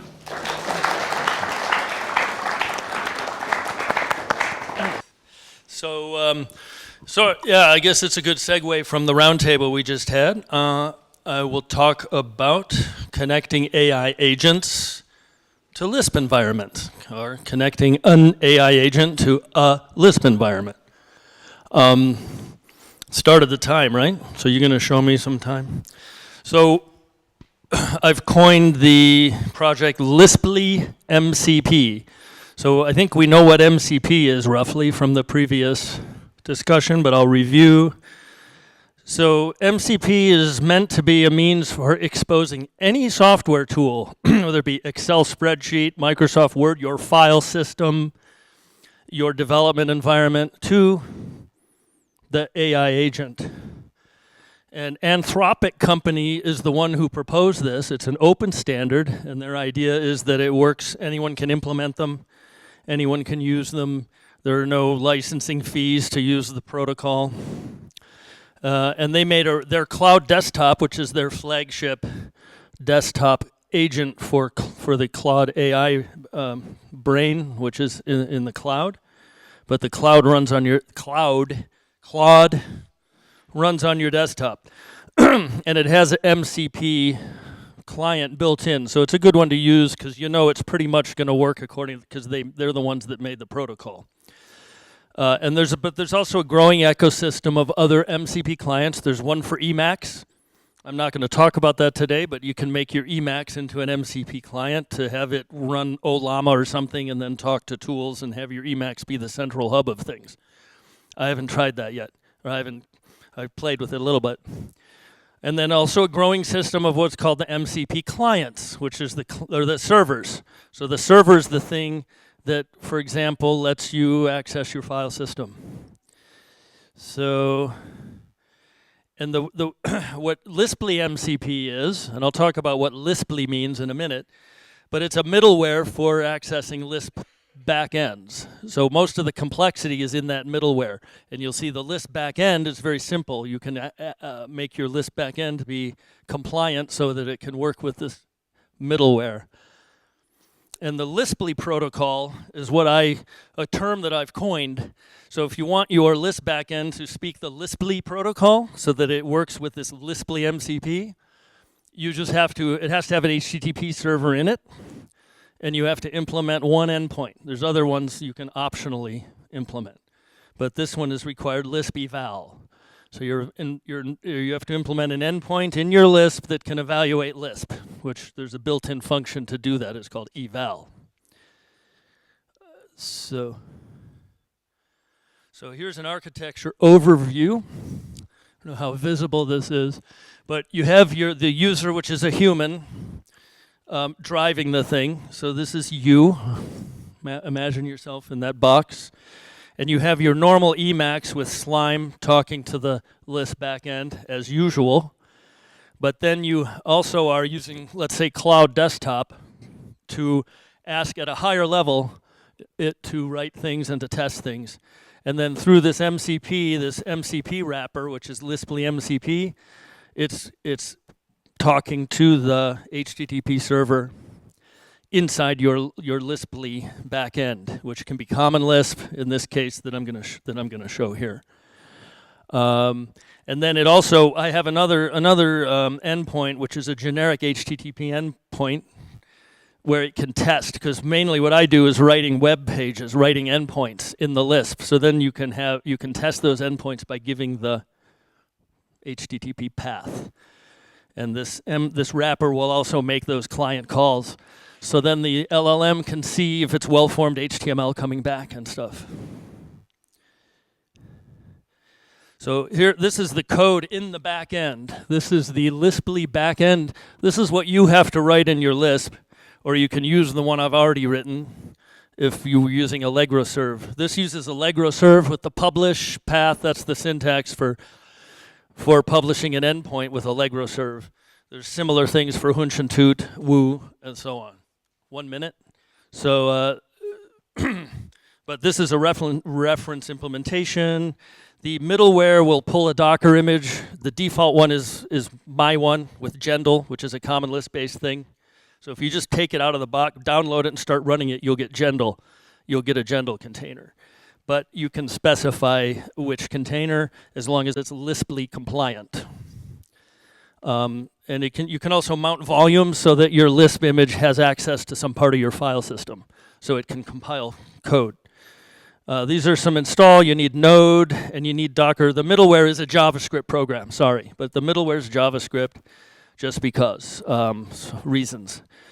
And then you configure the AI, which is a configuration file that looks like this. So that's all you have to do. You give the path that points to the Lisply MCP wrapper, which is a JavaScript program, and we're running it through WSL and Node in this case.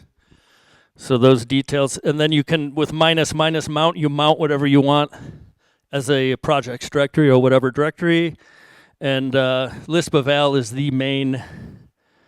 So it runs in HTTP mode by default. There's also a standard input-output mode, which allows the LLM to actually experience the debugger.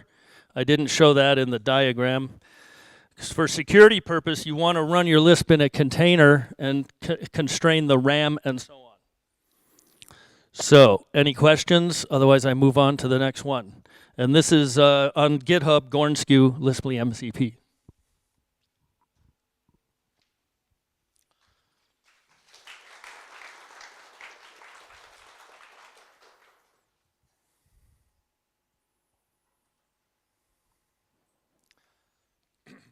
So my second lightning talk, this is another little project I've been working on for the past few months, along with, it sort of came out as a natural companion project to the Lisply MCP.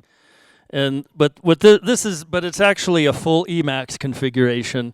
So this is good for someone who hasn't used Emacs at all and they have no configuration. It's great because you clone this repository and there's a setup script and you'll get all your .emacs.d and everything.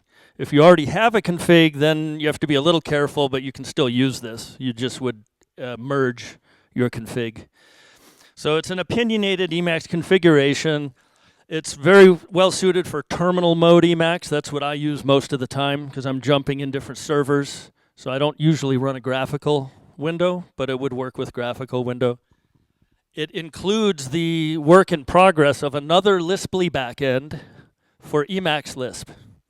So the idea is that we have a second Lisply backend where the LLM using the same Lisply MPC can call Emacs Lisp code, for example, to edit Lisp files, which can be much more efficient than using the normal file system MCP tools for editing. They're using sed and grep and all this line-based stuff, and it can get pretty messy.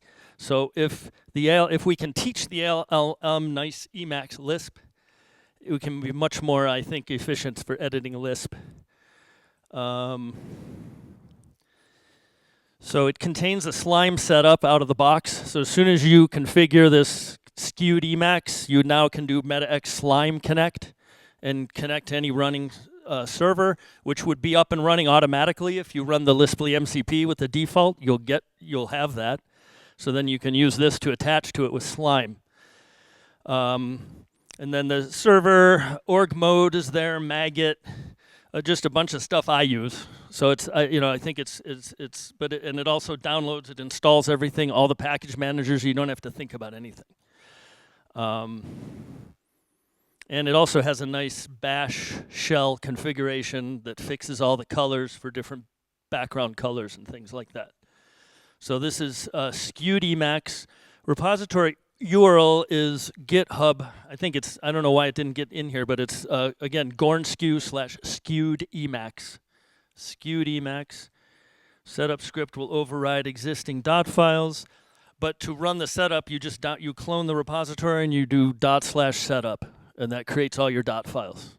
And then you log in again and start Emacs. Actually, the bash makes an alias E. If you just type E, you get an Emacs client in the terminal. So that's my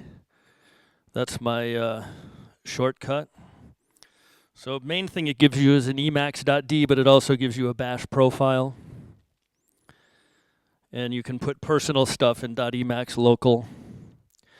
So the MCP is, again, we've been through this before, so I won't go through it again. But again, it's sort of, it probably will be broken out as a separate project at some point. But right now, part of Skewed Emacs is another MCP server for Emacs Lisp to evaluate to let the LLM send and evaluate arbitrary Emacs Lisp code. Mainly, I would think for editing would be useful. And then we also fix the key bindings for Windows. This package also gives you caps lock to control for Windows, Emacs-style navigation keys across your entire Windows and web browsers and so on. You can use all the same Emacs keys. That uses auto hotkey. And 29 plus obviously recommended. None of these other things are required, but for the whole package that I've kind of described today, they are. So that's about it. Questions?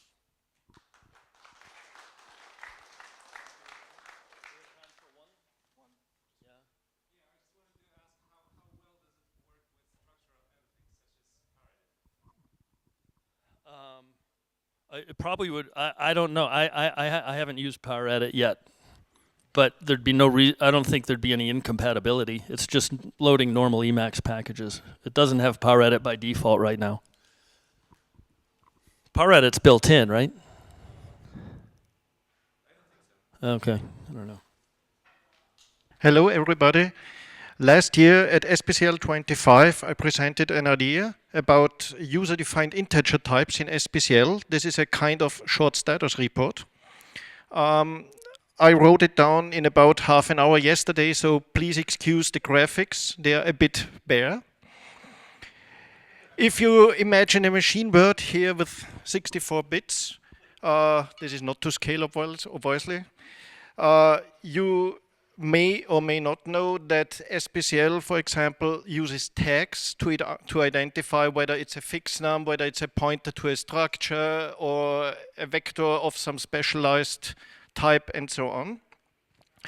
So I reserved one of the three types, three tags, and put another 8 bits behind that to get 256 user-defined integer types of 48 bits each. So you can define, I have a new integer type, in this case here with 32 bits, which is appended after the two tags. What can you do with an integer value? You can use it to point into large arrays, for example. So you can simulate structures by having one vector that represent slots and having large vectors in these, referenced by this array, to store the actual contents that you want to address. The big advantage is if you have a low number of instances, the pointer required to index into these arrays can be much smaller than 64 bits. You can use 8 bits, for example, then it's a simple unsigned character field in C or something like that, which reduces space usage. There's another mode for two-level allocations. This has the advantage that reallocations, or better, extensions, are much faster and much safer with multiple threads because you allocate another large vector and just need to copy the batch vector around. The batch vector by itself will be 20, 30, 40 elements. One of the large vectors might have 1 million elements. by using this two-level structure, you allocate a new 1 million element vector and just reference it in the other one and have 1 million elements to address again. This is how it looks like. There is a similarity to defstruct, which is on purpose, of course. You should specify how many bits you want to use for indexing. Why will be visible later on. And by presenting an initial size, you get this allocation beforehand, so you don't have to do as many allocations during actual runtime. Another example is using a fixed size vector. You can see here a hash value with 32 unsigned byte 8 parts. If the type is one of unsigned byte or another user-defined type, this gets inlined within a large vector. So if you say, I want to have 1 million elements initially, the vector used for the hash value gets allocated with 32 million elements. And the different hash values just get appended up there. Then there's another mode where you have not one field, but another one, or even more fields. This way you can specify that the length isn't fixed, but is variable. So you can store file names, usernames, or whatever, and they get appended within a big buffer, which also saves a lot of memory. As the time runs out, I'm getting to the summary. The reason why I started this is I have a project where I read from disk a lot of text files and end up with a few tens of millions objects within the heap. Doing a garbage collection with that or even a save Lisp and die is quite time consuming. By just having a few very large vectors, it becomes much, much faster. And as the pointers get reduced to 8-bit, for example, or to 16-bit, depending how many different objects of the type are available, the space is also thoroughly reduced. I haven't finished rewriting yet, but it got from 20 gigs to 7 gigs. Thank you. Hi. So I'm Julius. I'm part of a company called STK. We've been around forever. I myself am pretty new to it. Don't want to talk about it for too long because most of you will know it. We're a small software company from Hamburg. We do software solutions all in one as a service for industry, for logistics, for insurance. And we use Lisp exclusively in the backend, which is cool. But unfortunately, I don't get to write Lisp all day. I get stopped from working constantly. And I want to talk about some of the challenges that are imposed on me. We are subject to regulations both by the German government and the EU. Some of them are well-meant, and some of them are understandable, others are not. I've spent most of the last year fighting with a new invoicing regulation that is, frankly, designed not to be implemented. Rather, all available resources guide you towards just using the services that lobbied for them to be implemented in the first place. Another huge concern is communication with people who are not in tech, because we work for insurance people, right? And they will have picked up some tech words that they use over time, sometimes, but they will not usually be able to actually describe what it is that they want. And we, the tech guys, don't usually have the knowledge of their day-to-day to understand what it is we have to do to make their lives better. So the people over at Keepit said that technical skills are not enough and you need the interpersonal, you need the social, even as a programmer. And this is exactly the experience that we made. If you don't have the people skills, to go to them and to explain in completely simple terms what it is that you can accomplish and what it is that they actually want from you, then you can't work. Where developers are used to doing specification to problem solving, but the work starts earlier than that for us, most of the time. And it's a big part of it. And then, unfortunately, sometimes we are subject to work made by other people, which is terrible. So our customers have some other IT service providers. For example, I had a run-in with a company that provides the electronic invoices to our company to be read. And the format is pretty simple, right? So it's a PDF that a human can read, and then attached to it is an XML. The XML follows a standardized format. It's not that important. Super simple. So I write a program, I test it, I ship it, it works with that. And then it doesn't work with the data our customer receives, and I look inside. What I get is a zip folder. It has a PDF, good. The PDF has no attachments. Instead, also in the zip folder is a .dat file, which is actually a .xml file with a wrong file ending. And I look inside, and it is a format that they made up in-house because they liked it better. This is the kind of work condition that sometimes you have to adapt to. We have this generic kernel that we're developing forever. It does most of the heavy lifting, really. And it allows us to work pretty quickly. But sometimes it doesn't do a task, or doesn't know how to do it yet. Last year I did a lot of XML, and last year I used a lot of Shinmera's Plump. So special thank you to you. It saved me a lot of sanity not having to do it myself. And also Robert Goldman for XMLS, who isn't here, I believe. But that's some good piece of code. Then we share some of the experience that the people at Keep It had. We teach Lisp from zero to our new people. And we've kind of come up independently with the same sort of framework that they have. We have worksheets on individual topics interspersed with lectures from our developers. We try to integrate them early, give homework, start early. But we get our people from university, usually. And at university, you don't have Lisp on the curriculum. You have object-oriented languages, you have C, Java, you have maybe, if you're lucky, some Haskell. And most of these people will have never heard of Lisp itself. I have 1 minute. So how do we get them interested, right? Skipping over this, you guys are amazing. You helped me with a problem last year, and now you get to help me again.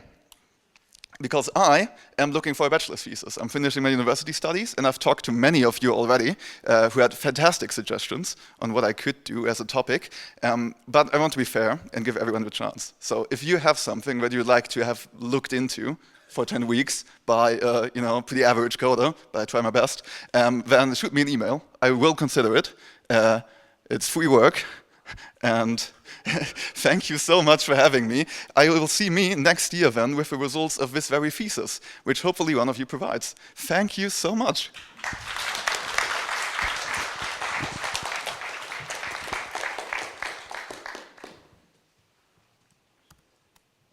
SDK again.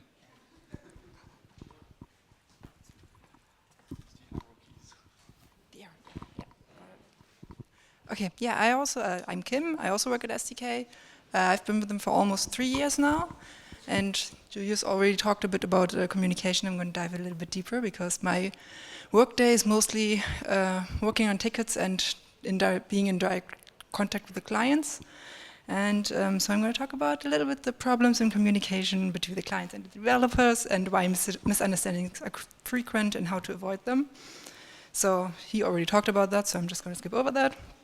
So yeah, I have learned that communication is key, especially like if you want to successfully collaborate, like in general, in between the client and the developer.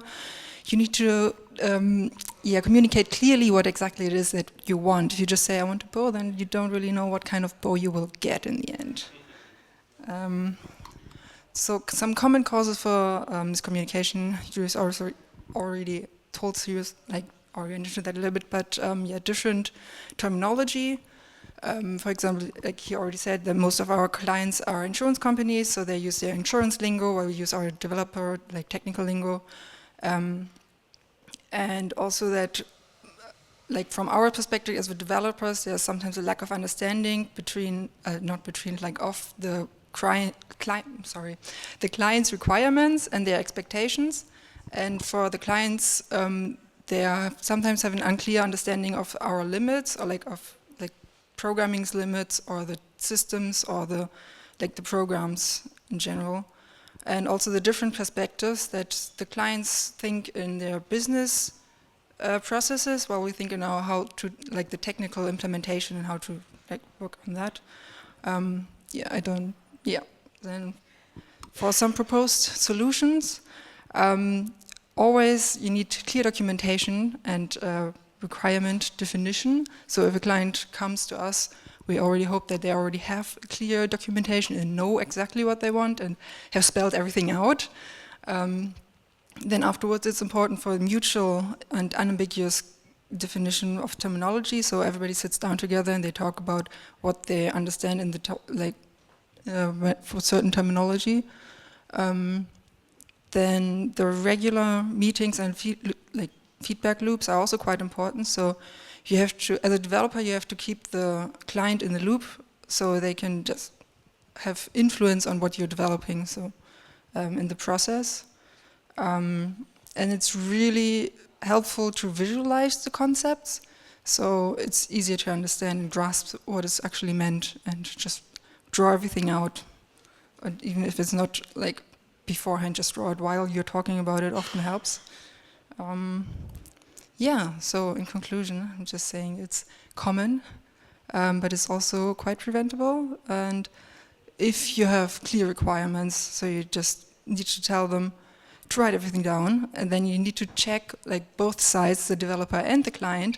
If you have a ticket, you need to check what the ticket says. Is there a comment already, or is there an upload? You have to check everything, and or is there even a separate email? And then you have to listen to the other party. So what they actually want,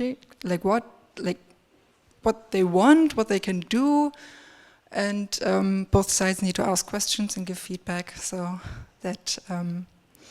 Yeah, you can get to, no, I can't find the word, I'm sorry, for the common goal, you can work together. So basically, if you know what you want, and you say what you want, and you say it precise way, then you can get what you want.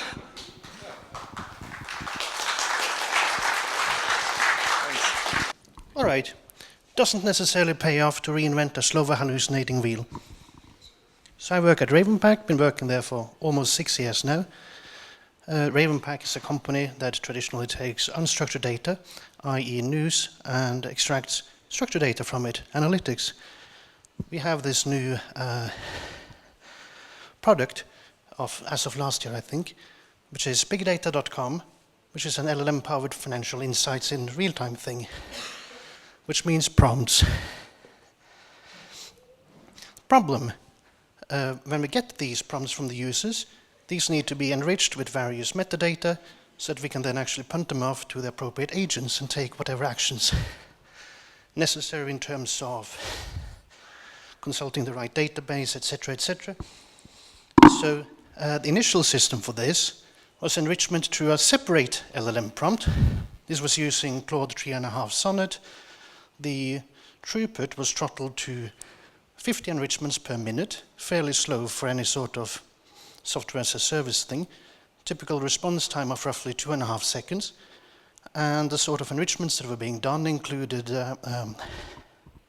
sentiment detection on this and time data. So for anyone who was at ELS last year, you might remember that I did a presentation on the period extraction system we have at Ravenpack. If you remember the details, congratulations. So here at the left side, we have the subpart of the prompt for the enrichment that covered the time data stuff. And here we have roughly 12 types of patterns being looked for in the LLM prompt, which is a wee bit short of the 1,000+ patterns we have in the classic system. So, new system is the older system. We created a new service, query enrichment service, which is just a thin API about the classic unstructured to structured data systems. This means that we can do the entity detection, same as we always have, which is, represents 20 years of growing domain expertise and all of that. The period system is roughly 8 years old. Didn't used to do the entity detection in the LLM-based system. Now that's part of it. And we dusted off an unused decade-old sentiment algorithm, which performs just as adequately as the LLM prompt. Performance has improved. So on a single server machine with 8 cores, 10 threads, test corpus of 3,700 prompts, takes roughly 30 seconds to run. We have sort of the raw spread of response times on the left side here between 6 runs of this thing. and on the right side just sorted by ordering. So yeah, the throughput has increased by a factor of roughly 150, response time by a factor of 125. I've had a small part in this thing, not the main part, and yeah, being able to take advantage of all of the nasty details we have already figured out is a big win versus spending 20 years on that a second time.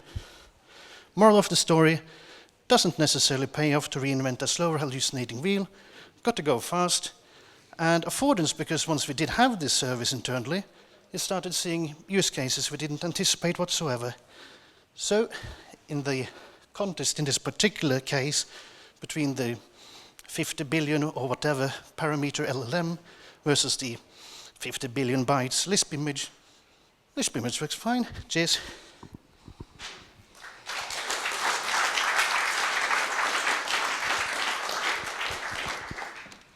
Hi, name's Artyom, also known as Artaka. I'm a programmer and artist. I'm working with mundane, boring, weird, and stupid type of computer behaviors, usually trying to make something do stuff it wasn't intended to do, like implementing a text editor in term rewriting systems or doing arithmetics in regular expressions, sometimes making computer languages or implementing them. One of these languages is called Clamber, and that's what I'm going to show you today. First of all, that's how Lambert looks. Gonna comment it out because it destroys computers. This is a factorial function. It is defined with def. It is a function. It has a condition. And it has function applications. Notice the prefix notation. And it doesn't look like Lisp. Right. Except it is one. So first, let's check out its parser. Oh, wait, let's run it. It does work. It does produce a number, which is surprising, but I'll get to that. So first, it copies the built-in read table, defines a bit of syntax like quoted characters, like escape strings, like square bracketed lists, like Wisp, like columns for introduction of a new block, like block terminating periods also taken from Wisp. And from there, it just reads Lisp forms from the string. Nothing else. That's the whole parsing pipeline. It does some post-processing, wrapping stuff, etc., but the basic principle is established. It's reading things with Lisp Reader. So much for Lisp malleability. Then, it does have some intermediate representation, having let, if, type, and lambda, and function applications, of course. And that's it for intermediate representation, because, yeah, what else do you need? You might remember Lisp 1.5 or something and think that, yeah, you need a queue, you need null, you need atom, except you don't, because Umber compiles to pure lambda calculus, an applicative pure lambda calculus with recursive functions compiled to the combinator, for example, the integers compiling to function compositions over initial values, whatever that means, with strings compiling to lists of characters, in this case integers, with booleans compiling to functions, and everything really compiling to functions. And that's why it is surprising that Lambert computes anything because it's functions all the way down. Let me actually show you. This is the same file with the same standard library. It's quite big. I worked a lot on it. Check it out. And it does produce a function as its result. Not a number even, function. To get a number, we need to apply it to certain values. But we do get a number out of it. 3 million something, which I suppose is very factorial. I didn't look it up, so you have to trust me on that. But this is Lambert, my white space insensitive lambda calculus compiler, minimal and quite stupid Lisp family programming language. So go check out Lambert repository, read my post on Lambert today, and use it for something, because why not? Hello, my name is Max. Some of you may know me from previous IDLSs, some of you may not.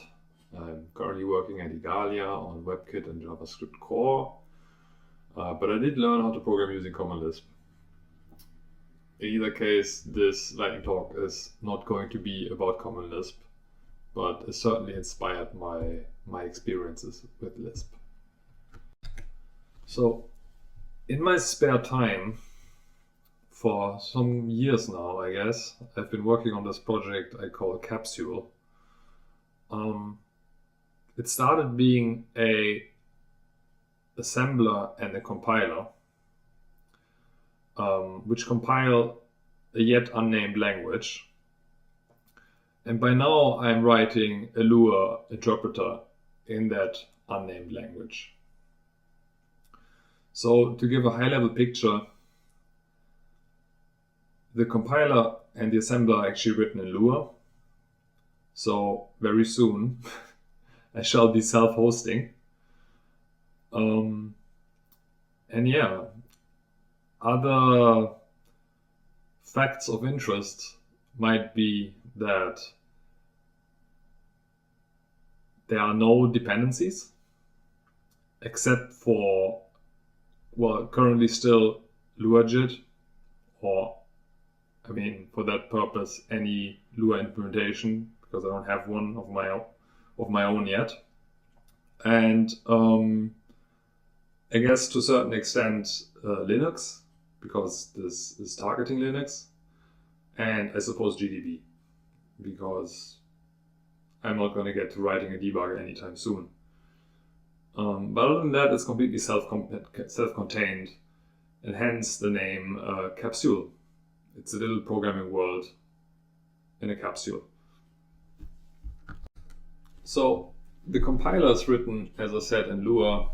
And I guess in the scope of a lightning talk, there's not much time to talk about anything really, but to give some idea of what it does, it's based on single static assignment form. I suppose it's fairly contemporary as far as compilers go, maybe a little bit like, let's say, 10 years ago. It emits ELF objects, Linux ELF objects. I guess one dependency I failed to mention earlier is that we do need a linker. I did not write a linker, but any Linux linker will do. And yeah, by now the compiler is quite capable. It does a bunch of optimization passes, it does inlining and whatnot. It's not super fancy, but it's, with the little amount of code that it has, fancy enough that I would call it satisfactory to write some low-level systems code. On the left here, you have some examples of the language that I'm compiling. It looks like Lua. It is closer to C, however. It is statically typed, all types are inferred automatically by the compiler. It has arrays and struct. And another bonus is that every instruction register the assembler knows about are automatically added as built-ins. So you can invoke syscall and it will just emit a syscall instructions, bind stuff to registers, and hence, for example, implement syscalls like so. So currently I am implementing a Lua interpreter using this language, source code of which you can see on the left here, whole work in progress. Another cool thing is that I not only emit ELF objects, I also emit dwarf debug info.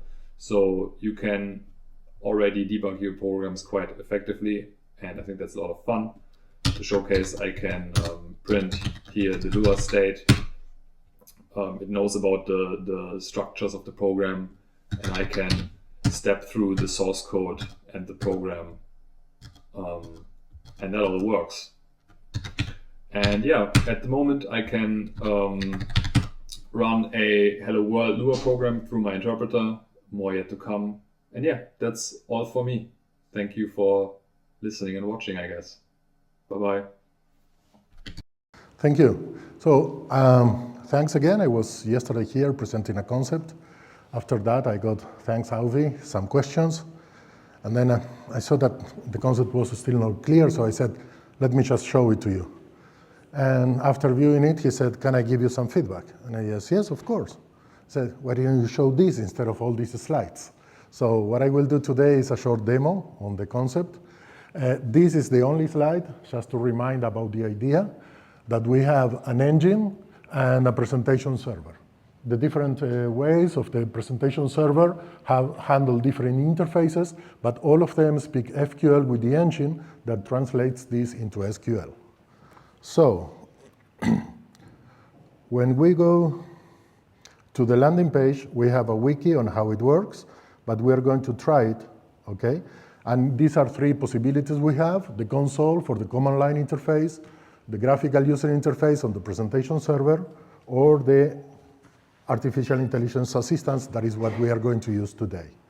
I'm going to start a session right away.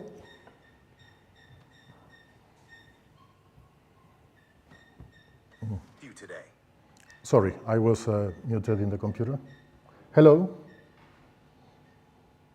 Hello, no problem at all. How can I help you today? Hello, I'm in a Lisp conference, and they organize a symposium every year. And they would like the organizers, for example, to keep track of the different symposiums and the Lispers that are attending these symposiums. So we would like to keep track of the countries and the cities where we organize the symposium every year, and then have a list of the Lispers that have attended each of them. What do you think? That sounds like a great idea. We can create a structured system using FQL to keep track of the symposiums, the locations, and the attendees. Here's a basic plan. For symposiums, we create a form to track the symposium details. That's okay. Like I see it on the screen and makes a little bit of sense. What I would like for the locations is to have the cities and the countries in two different forms. Could you please maybe show me the structures of the forms you are thinking to build before executing anything? Absolutely.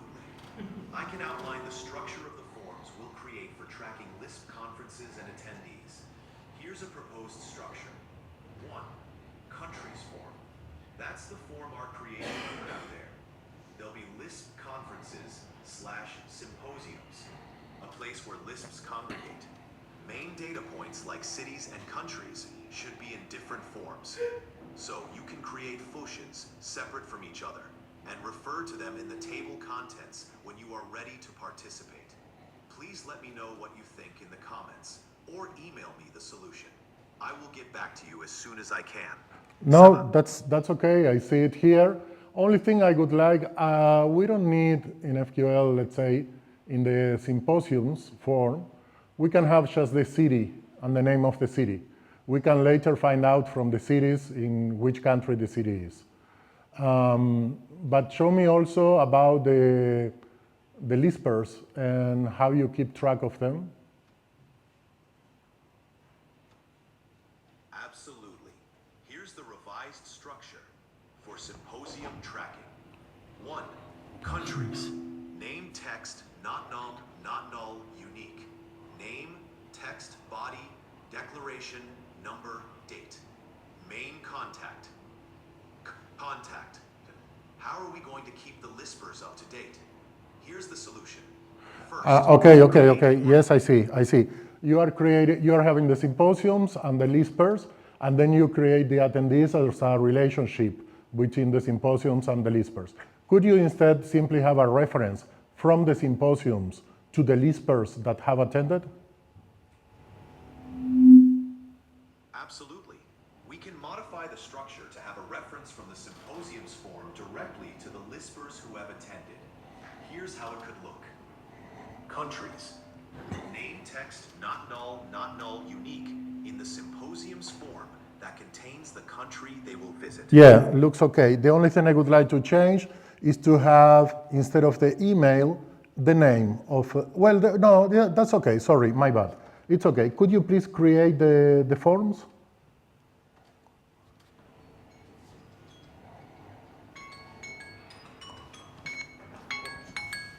It looks like there was an error in the syntax because of the hyphen in the Lispers form name. Oh yeah, please, we don't need the hyphen. Let's correct that and create the forms without hyphens. I'll proceed with the corrected FQL commands. It seems there's an issue with using the date type in the FQL command. Let's try using a different type. Wait a second. That's okay. Thank you so much. Let me disconnect. So, another reason for the demo was the demo effect. Fortunately, I have Auvi who, the point is you can ask, could you please fill some data, all these things. You don't need to build a relationship table. You can have a multiple reference.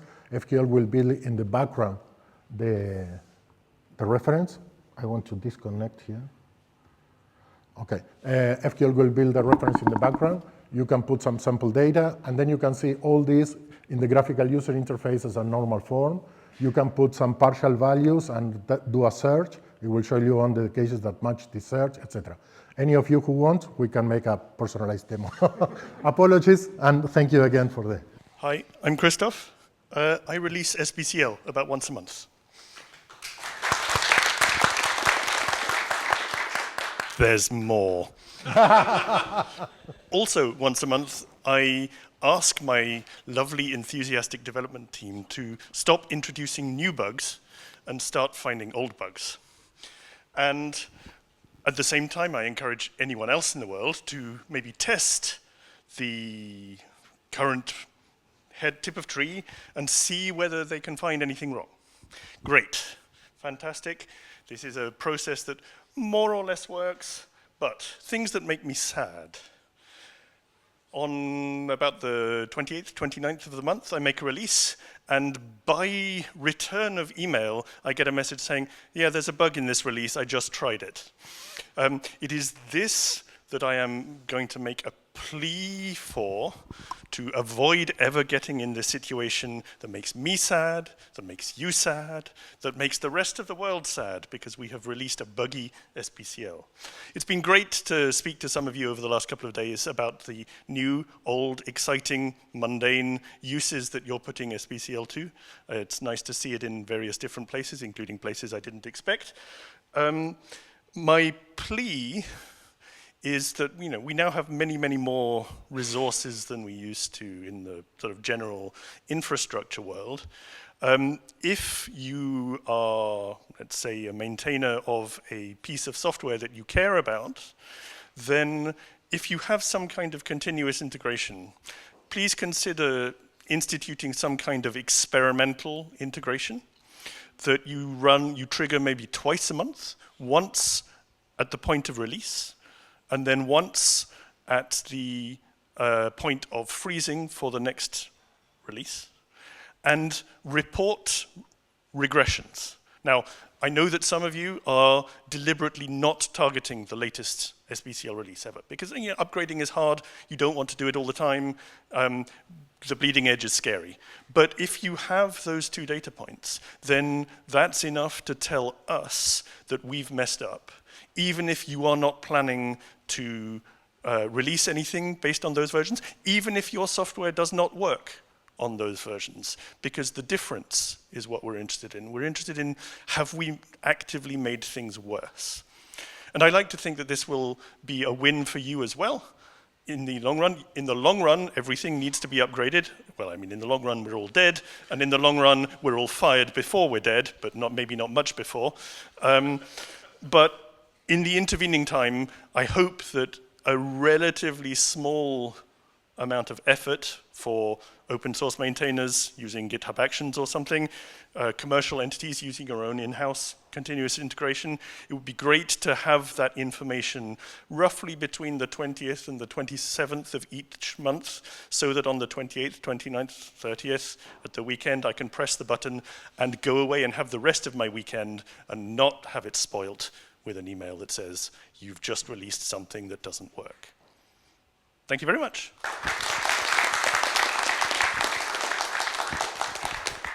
Hello. I just wanted to give a brief update. As is tradition for me, my lightning talks are truly lightning, and I'll be gone before you know it. So you may be wondering what I've been up to since Conda released in 2023, and that's porting trial, or like changing it to be a fully 3D engine. You can't see it because this projector sucks. I have been trying to fix it, but to no avail. Anyway, so as you can tell, I can run around in a fully 3D environment. There's physics, there's animations, there's effects going on. I can do all sorts of fun stuff. Wow, oh my God, look at that zoom. Anyway, so this is a lot of effort, and things are going very slow because making your own 3D engine is a lot more challenging than a 2D one. And my point is to once again ask you to give me money on Patreon so I can continue doing this, and that is all. Thank you. So single inheritance and multiple inheritance. First, why do we need inheritance at all? Because we want to write software in a modular and incremental way. Modular means we want to write software that use other software while we know as little as possible about it. That's we only program against the interface of it, which is hopefully much smaller than the other modules. Incremental, we want to write as little as possible for the next module that we contribute.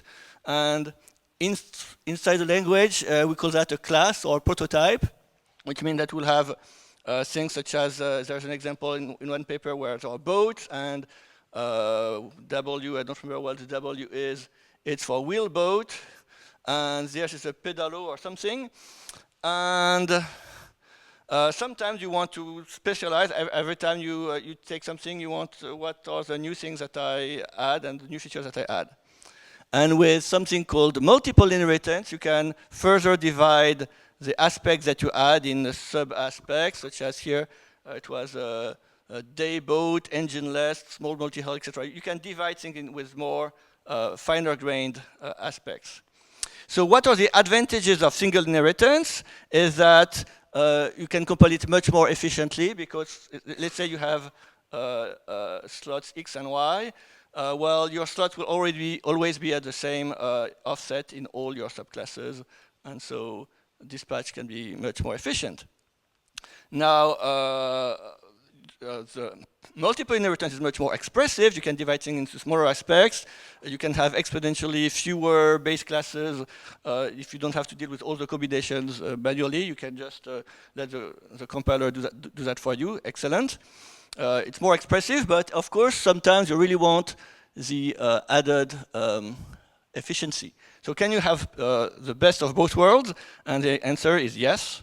So how do? You say that some of my classes will be structs, and for them I have the property that all my subclasses will have the same offset for all my slots, and so I can do all the optimizations of single inheritance are available to all my subclasses, even if they are not themselves structs. And I can have now classes inherit from structs and structs inherit from classes, such as here's this struct PB inherit from all those things. And the main constraint is the tail of your class precedence list, if you are struct, must always be, no, your precedence list, if you are struct, must always be a tail of the precedence list of all your subclasses. So for B's, its subclass is its tail, well, the precedence list is just this. For WB's, it's everything to the right, that's always a tail. And for PB, well, anything that uses PB now must have this at its tail. And it's a constraint that you can add to the other constraints of multiple inheritance, and it just works. I thought I had invented that. I realized that Scala 3 does it for you. So Scala 3 does not do the rest of the inheritance right. So you still want to use something called the C3 algorithm that ensures that your precedence list must be a sub-precedent list in the order, not necessarily a tail, but a sub-order of the precedence list of all your subclasses. That's a monotony property that is not preserved by class by default, but you can use a meta object protocol to teach class about it. So in the future, I hope SBCL and other languages and all the languages in the future can have both structs and class in the same thing. I think in Common Lisp they punted, they say either you have your struct you cannot inherit from a class, or a class you cannot inherit from a struct. In the future, you can have classes that inherit from structs and that have the optimization benefits of structs and yet the expressiveness of classes. So it's implemented in a gerbil scheme, if you can choose your language, and in your language, whatever it is. So in Common Lisp, if you use a future version of Common Lisp, with use a mop to do the right thing, and maybe with hooks in the SBCL to have both the expressiveness and the performance. Of course, we cannot change Lisp by default to use that because otherwise it's incompatible, but it should be relatively simple to have an extension at some point that does that. Thank you.